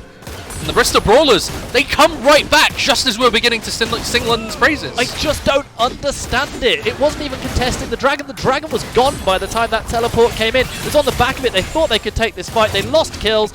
In the end, Kira pushes too far. Bristol Brawlers suddenly find themselves a near 2,000 gold lead in this game and crucially, those 2 kills onto Gelatin Skeleton. It was that initial fight where we saw, oh! That's going to be a nice pickup by Wind, looking onto Thane, who's trying to dash to safety, but not going to get to it. A nice clean up there to pick 1 kill back up, but it was that fight just as the dragon was about to go down where you saw the Kiana land an ult onto 3 people at once. That's the Kiana dream. We found it. That's the Kiana dream. Oh, it's just one ability. Great. What does she do afterwards? She just kind of stands around, maybe? I don't know. Looks pretty in the Louis It's Vuitton like, gear. once she's used her ultimate, it's like she's a whole different champion. She has nothing to do anymore. She's just like, all right, now I'm an AD assassin. I guess I'm not Rumble anymore. But it's just such a lack of identity. All the same, still a really nice ultimate use from Thane that locked down people not only on towards the blue buff, but on the other side, entering the river brush as well. So, that was what was able to win them the fight on both sides. It says a lot for the way the Lionhearts play the lanes, and that 2,000 gold lead that was developed by the Brawlers has already been cut to 1,000 just on the back of a kills, 1 kill for the Lionhearts and some clearing out of vision. Meanwhile, the Brawlers then trying to find ways to push the advantages that they gained there. Looking at the items, however, there's not any significant purchase apart from that Hextech, Hextech Protobelt, which is of course so cheap for nice Pentaridit on the cannon.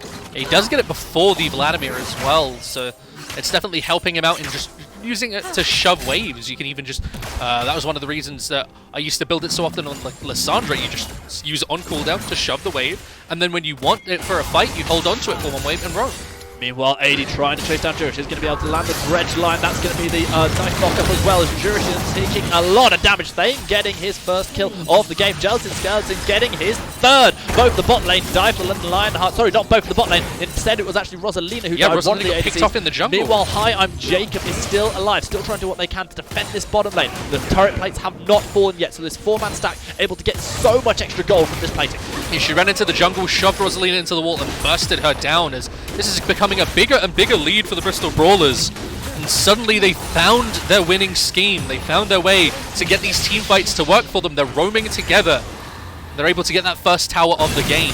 This is so different to the last game. Well, it's so similar actually to the last game, but on different so sides. different to 10 minutes ago. Yeah, absolutely. The Bristol Brawlers are now the ones who are really pushing the 10 advantages. minutes ago, 5 minutes ago, let's say. They're pushing the advantages, and they're trying to put themselves in the position that the London Lionhearts found themselves in when they got to 15 minutes. Now, there is a Herald available. What will the London Lionhearts be able to do about the Bristol Brawlers as they continue to try and push this lead?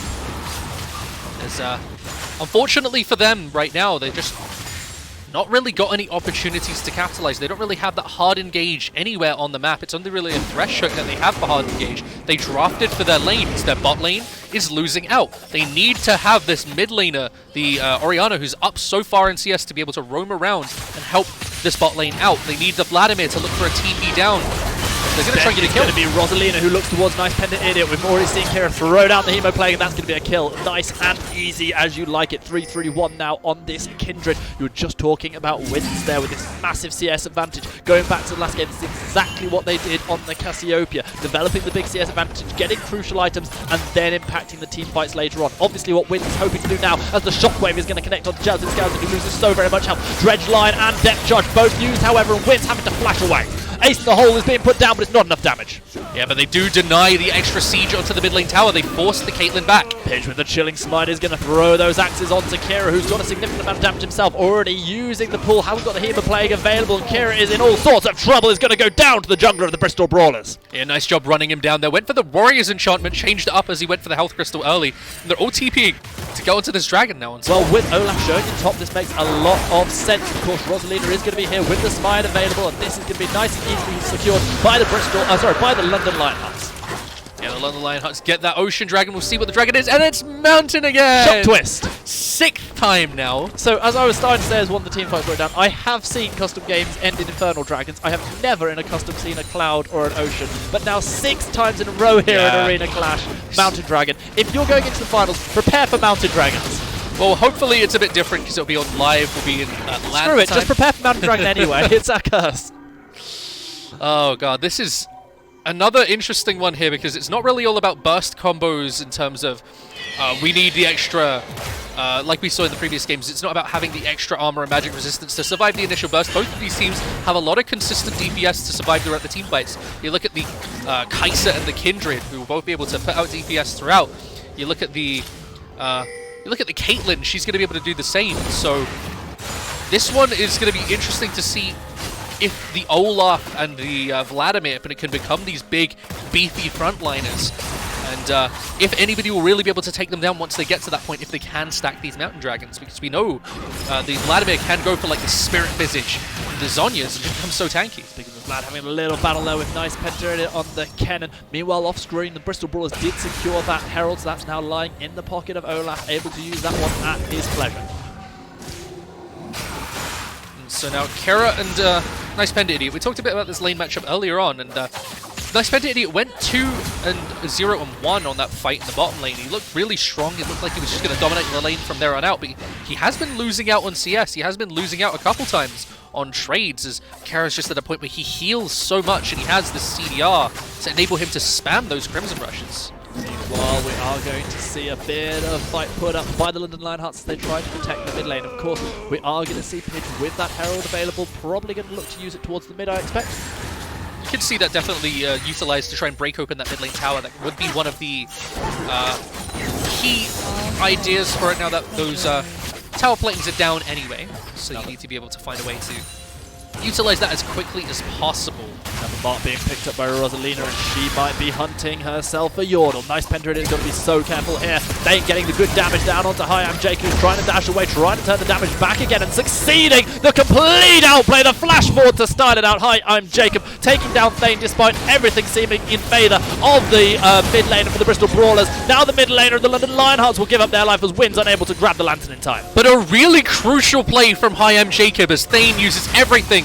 He's like, I'm Kiana, I get to assassinate ADCs, but he gets denied. Here comes ourselves another big duel as well. Nice Pentated has got the Hemo Plague popping down, using the golden to try and stay alive. Kira not able to get the kill, but Nice Pentated is not able to get one either. The top lane is duking things out, not giving up any kills. The mid lane turret does not fall. The flash forward, there's the kill we were waiting for. Kira finally pulls the trigger, and Nice Pentated is no more.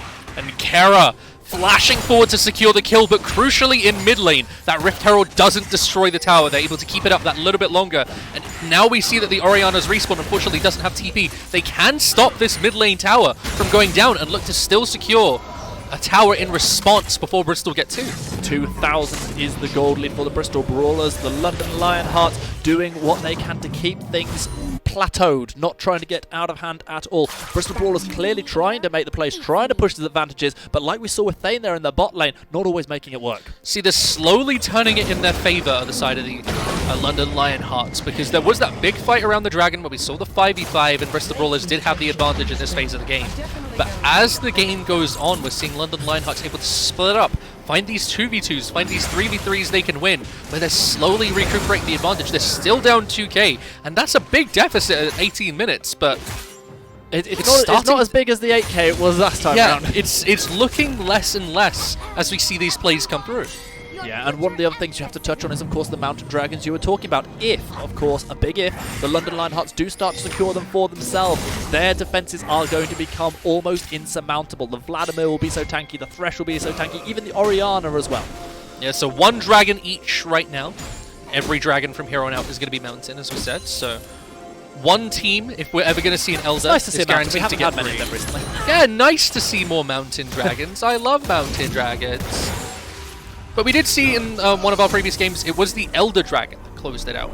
And the Elder Dragon right now, because it could be as late as the 8th dragon of the game, means that it takes until about 40 minutes to spawn. That ends the game instantly when you get it, because it's so difficult to fight through when you have all the execute damages. Orianna, they looking for execute damage and getting it. Gelatin Skeleton is going to be the recipient of the kill. The teleport comes in from Nice Pentated. They're trying to secure around this dragon area as we see the ace in the hole thrown down onto Rosalina, blocked by the Vladimir, who knows he can heal it up straight away. However, the 5-man stack of the Bristol Brawlers are going to be able to secure themselves this Mountain Dragon. London Lionhearts trying to trade for a mid lane turret. Looks like they're going to succeed. And they get at least something in response for losing this Mountain Dragon.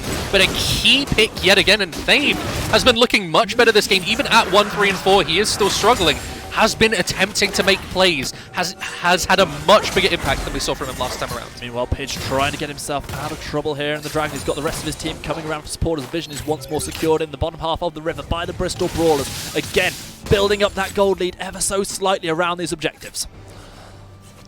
And now We're going to see it slow down a bit, but that Mountain Dragon does go over to the Bristol Brawlers. They still have some decent control. They're still 1.5k gold up, even though the gold lead is shrinking. But where you have to worry is this Olaf has got a lot of gold. He's got a lot of AD. He's going to start to get outscaled pretty soon because those tank stats on him are very minimal.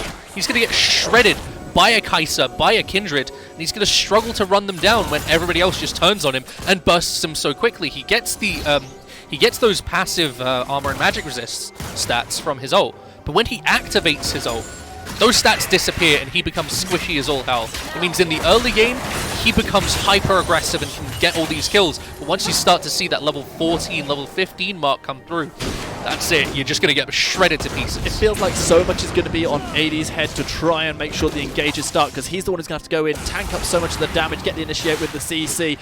If those hooks aren't landing, if the crucial depth charges onto the right targets aren't there, I'm not sure how the Bristol Brawlers win a fight. But what I'm saying is this game is going to start to get to a point where it's basically 5v4 because the Olaf's going to die so quickly, even just to a Vladimir at the start of a fight. And it's so difficult to play frontline when you have no tank stats. You can see now he's going to start building towards the tankier route. But it seems too little too late for an Olaf. You're still really strong right now, and don't get me wrong, he can still find a lot of damage right now and help his team snowball. But if they don't, it's only going to be a matter of time. Flash forward from AD. This is the sort of engage I was talking about. It's going to be an attempted dredge line. It's going to be the supreme display of talent. Not enough to pick up any kills. Dredge line this time is connecting onto Jerish, but the turnaround is good. That's going to be damage put down to AD, who's the first one killed. The shutdown gold going into Rosalina's pocket. Wins joined with the teleport and actually was shredded almost immediately upon joining the fight. Bristol Brawlers, however, losing their support despite them making the engage. Yeah, a really nice idea by Addy, but the rest of his team wasn't ready to follow up. And so Jacob is able to stall out. Really nice lantern to get him to safety in the box as well. So crucial to giving them that extra time to be able to get into the fight. And that means that they're able to get one kill. Now looking at Pitch for another. Using the Ragnarok, trying to get to safety. Good damage being took down by Rosalina, who got a massive shutdown onto AD just a moment or so ago. Now running 4-3-1 on this Kindred. Has so much damage. So many big threats for the London Lionhearts. Another stack for Rosalina. So you start to see what I mean. Pidge can't face check. He can't walk in. Even though he's got a lot of damage, he can't run down at ADC. He's going to get shredded to pieces. Shredded to pieces is something that has happened to the to the Brawlers in the first game of today's series, and even now against the London Lionhearts in the second game, where they still have a very slight gold lead. The same is starting to happen to them again. The London Lionhearts seem to be outscaling. Now we have to see how the London Lionhearts start to turn this, what they look for, because we see that Kara has the TP advantage for a short period of time. If they can find a good flank for him, if they can find a way into the fight, Baron is on the cards. And like we said before, double AD carry, they've got Kindred and they've got Kai'Sa. They're going to destroy a Baron if they get on it. I mean, they've got 4 carries essentially at this point. They've got Kira, who is becoming bigger and bigger by the seconds. We see that double needlessly large roar picked up, but then actually sold in place for the Fiendish Codex. So the change there from Rabadon's to Spellbinder. It's changed again, yeah. Yeah, he doesn't seem to quite be able to make up his mind there, but it is the Spellbinder that is eventually purchased for the London Lionhearts top lane. We've got Rosalina, who's 4-3-1. We've already talked about the damage that this Kindred can put out that it did in the last game as well. Wins on the Orianna, a crucial shockwave could win the game, and you can never forget that Jacob is on this Kai'Sa. He's bought the Spellbinder because he wants the immediate power for a team fight. He thinks he needs that Spellbinder as soon as possible to be able to win a fight around Baron, and that is what is coming right here. Kindred gets caught out, throws down the Lamb's Respite. The Lantern is there. Will Rosalina be able to take it? It's blocked off. Rosalina has to go golden to try and survive for as long as possible. The Bristol Brawlers have got themselves a crucial shutdown. That goal going over to Kiana, who already has but if they overstep, this Vladimir. Is the Baron started up. Vladimir looking for a potential circle. Is just going to catch out AD for now, as we see the supreme display of talent. Thane looking on the wings, trying to get another kill, but now has to dash into the turret, leaving the Nautilus for dead. Kieran flashes over the wall into the pit, picking up 1 kill. Now he's being chased down by multiple members of the Bristol Brawlers, but who's doing the chasing? Kieran's still alive. Now he's not. That's going to be Jelton Skeleton getting 1. Pidge running for the hills. Flash over the wall from Wins, able to get the shutdown onto the Olaf. Now Jelton and Skeleton, a nice penta in it, trying to run away from Jiren and Jacob. Kai'Sa looking for potential reposition, does not have the killer instinct available. Jirish still with the chase down. That's going to be Orianna with the flank. Jelton Skeleton gets obliterated by Thresh, and that's going to be Jacob getting the final kill of this fight. London Lionhearts have just taken the gold lead. and they found the collapse they needed. We said if they overstepped for even a moment, the Bristol Brawlers had their lives on the line with Kara on the flank. He finds a crucial pick onto 2 people, survives long enough in front of the pit to bait in the rest of the Brawlers, and now they're going to get Baron. They certainly are. That fight playing out just as the Lionhearts would hope, despite losing their jungler so early. It is eventually Rosalina that rejoins the team just in time to secure Baron for the London Lionhearts. Bristol Brawlers now have their backs well and truly against the wall. We saw a really premature ult, I have to say, from Thane. When you've got this Kiana ultimate, if you see where Thresh is standing right now, with the width of Kiana ultimate, you can get a stun around the red buff on the Baron pit and that little rock there as well, all at the same time with your ultimate. And that gives you complete control of Baron. No one can do anything. No one can even step nearby Baron if you do that effectively. The ult was rushed. It was very early, and it put her massively out of position. She got caught out by Kara.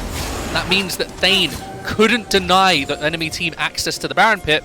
We saw them get in, we saw them turn the fight, even though Rosalina was dead. Sin, we don't have time to take a breath, neither do these 2 teams, because the Mountain Dragon has once again spawned on the Rift, as we see Wins losing a lot of the health. Pinch running down straight onto the London Lionhearts team as Flash Penderidian comes in with a nice slicing bell trap. Kira's going to be able to take down May before he's even able to unleash the ultimate. That's going to be Jacob taking down the Olaf. Pinch is going to die as well. Double kill for the ADC of the London Lionhearts. The triple kill is here, and Jacob has just absolutely rinsed the Bristol Brawlers. London Lionhearts secure the dragon. They look for another kill as well, as Nice Penderidian is going to be the next to die. Now we're going to see how much can this London Lionhearts team push with the Baron. And what a move there from Wins as he ults people outside of the Kindred ult for just a moment, that they can finish off 2 of them incredibly quickly when that fight could have gone awry, as the Kindred ult was keeping people alive for far too long, you have to say. It didn't matter in the grand scheme of things because they ripped them out. They stopped they stopped the onslaught of the Bristol Brawlers, and they stopped them in their tracks. They're now walking towards this Baron. London Lionhearts playing a dangerous game, sticking around here. However, with Depth Charge not back off cooldown for AD, not able to get that engage onto I'm Jacob. Meanwhile, a turret was pushed down by Kira in the bot lane. And now they've got this Baron, and they've got the massive pressure of having 3 dragons as well. 1 more dragon take, and the Elder's going to spawn. It means that the Bristol Brawlers have everything on the line here. They have to win a fight. They have to layer all these abilities together. They have to get the Kiana and the Kennen into the right position in these fights, and it's something they've been lacking consistently. It's been Pidge just running at the enemies, hoping he can slow someone down enough, and it's not been enough at all. The Caitlyn locked out of these fights for so long. She's the one with all of their gold, and yet she's not been a key enough damage dealer. Sin, where the hell did this 8,000 gold lead for the London Lionhearts come from? Well, Baron, Towers, Dragon, and 2 huge fights back to back. They've picked up so much gold, so much more CS you have to say around the map. As you look at the CS leads, 60 in top and mid, 20 in the jungle, and even the AD carries about even now as well, even with all the kills that Kaiser's been picking up. It's just everything falling in the London Lionhearts' favour, to the point where Jacob is going in this aggressive. Killer Instinct is perhaps too aggressive, as we see him go golden, surviving Thane's ultimate, but not surviving the damage from Jelton Skeleton, who himself is losing his health very, very fast. Golden Wins is going to be able to do so much damage as Rosalina joins the fight as well. Yes, the Brawler's got 1, but here comes Kira, and he wants to destroy the Brawler's chances of getting to the final in their hometown. There are going to be 2 kills picked up by the Vladimir. A turret's been destroyed as well. The Brawlers are on their last legs as Pidge is running for the hills. The death sentence will connect. The Ragnarok is here, but it's not going to save Pidge today. Rosalina getting his 5th kill of the game. Inhibitor turret will fall. Inhibitor will fall thereafter. Jirish surviving the Piltover Peacemaker, as is Rosalina. The ace in the hole thrown down, but blocked by Win. Oh, the teamwork, This is such great teamwork from the Lionhearts. They found themselves a lead, and now they are pushing those advantages to great success. The fact that you see the Thresh about to tank the E that would cause the headshot to kill him. Rosalina flashes in front to make sure he's the one that gets hit by the headshot, if anybody, because he has the GA to keep him alive if necessary. Then you see a Kara come along to block the ace in the hole as well. This team is playing so well as a 5-man unit, but they're not drafting as a 5-man unit. They're drafting as solo players. They're drafting because they all individually want to carry the game. And it's still working out for them. It shows that this is 5 very strong mechanical players. that you have to be looking out for. Right now, it looks like we're going to be getting a rematch of last split's final, which we saw at Insomnia 65. Could well be the London Lionhearts' new look roster going up against the same Steelers who lost last time around. And if that is the case, we will have a really fascinating final. But the Bristol Brawle is still trying to play spoiler to that. See, I think that if you're looking at how to beat the London Lionhearts now, you got to look at this and think, you got to be drafting a really early game roster, early game lineup here, where you want to have the ability to pressure out the laning phase, because you know that they're going to take every single fight they can. Doesn't matter if it's over an Ocean Dragon, doesn't matter if it's over a Rift Herald, they will fight you for it. So if you draft a strong enough early game comp where they can't take those fights, think of like on the previous patches like a Renekton plus Elise, when they can't take those 2v2s, you just win out consistently. That is how you shut down a roster like this. Bristol Brawlers might be about to lose their top lane. A nice penta in it, throws down the ultimate, but hi, I'm Jacob with the damage on this now. 8-2-2. Kai'Sa is able to just rip through the heart of the top laner. Bristol Brawlers now with the Baron just about to spawn are in all sorts of trouble. Thane dashing over the wall, trying to get the damage down, but he's completely locked down. Rosalina getting yet another kill. In response, Kai'Sa is going to die as the jungler's doing all of the work, but it's Rosalina coming out on top. Kira gets the kill on the skeleton, and AD is caught once more. He tries to hook away, but he is hooked in instead by Jerish, and that's going to be the London Lionhearts with the ace, with Kira already pushing down the Nexus turrets. The London Lionhearts have secured their place in the grand final of the Winter Split 2019. Kira will tank the turret, he will go into his pool at the very last second, and he is just playing with the Brawlers at this point, as are the Lionhearts in total. They win the game at 31 minutes, a dominant second half of this match, a dominant series performance for the Lionhearts. The Steelers wait for them in the final, and my word, we have got ourselves an incredible game going down in Bristol in a 2 weeks' time. And even though this game was a lot closer, we saw a lot more early game pressure coming out from the Bristol Brawlers. It didn't matter because the Lionhearts, they found their spikes, they found the fights they needed to, and now they're just bullying the Brawlers. Oh, Gelatin Skeleton using the flash on the fountain. That's how desperate times are for the Bristol Brawlers. Nothing more to be said for how dominant the London Lionhearts have looked. There goes the Nexus, there goes the Brawlers. Lionhearts, we will see you in Bristol. And I said I wanted to see 2-2-0s. One of them not so dominant, this one completely dominant from the London Lionhearts. And we're going to be seeing, like you said, a rematch in the finals. Not quite a mirror matchup of the last one, as we're seeing the completely new roster from the London Lionhearts, but these guys look scary. These guys look even stronger. We've heard a lot about how the T-side Steelers have leveled up. They've all boot camped. They've grinded a lot of rank to try and become better. But the Lionhearts, they just went, let's just start fresh, and they still look so incredibly strong. They started fresh, they played fresh, and they looked good all the way through. Yes, they had a couple of slip-ups in that second game, but when they got their lead, my word, did they know how to close out the game in style. Definitely so. As they made the mistakes, though. They overcommitted to fights they didn't need to. They kept forcing hard, thinking, we can get the kills, we can get the kills. And they got punished for it a few times with a lot of over-aggression, overconfidence. I hope they don't come in with that sort of level of disrespect against the T-side Steelers, because they are a stronger team. We do expect them to look stronger against the London Lionhearts, and I'm excited to see who comes out on top in that final. And we'll be seeing that final in just over 2 weeks' time. Rather than our regular Thursday broadcast, it will be on Saturday, the 14th of December, coming to you live from the Bristol Arena. It's going to be a cracking final. Like I say, if you're in the Bristol area, do feel free to pop along to the store and come and say hi to Stuart Sin McLeod at SRC Sin himself, or even the guy who has finally got his name back, Stanley Stand By Me Barker. I mean, Greyheart Barker, I forgot my name as well now. We're going to be there, a wonderful production team are going to be there, and most importantly, the T-side Steelers and the London Lionhearts are going to be there just like they were there at Insomnia. Big difference though. T-side Steelers, they're now the experienced team. They're the team who have had all 5 people on the biggest stage with all of the pressure, with the nerves there. Yeah. London Lionhearts, they're going to have to come into that new, obviously the team itself has been there, but not this roster, not a single one of them. It'll be really fascinating to see how that one plays out. But we're going to have to wait 2 weeks for that opportunity. A couple of great games here. We have had a year's worth of great action at the Belong Arena Clash. We've had 3 brilliant splits, which I've been able to be a part of each of them, which has been a wonderful experience. You've been here for the last 2, which has been great. This is going to be our last broadcast from the lovely Basingstoke studio for the end of this for this year. But you know, it's been nice here. It's been better than casting from home, I'll tell you that. Certainly has been, and I have enjoyed every single moment of it. And I hope to be back next year if I'm not actually fired. I guess time will tell on that one. Please, guys. But nope, just hearing it in my ear, definitely fired.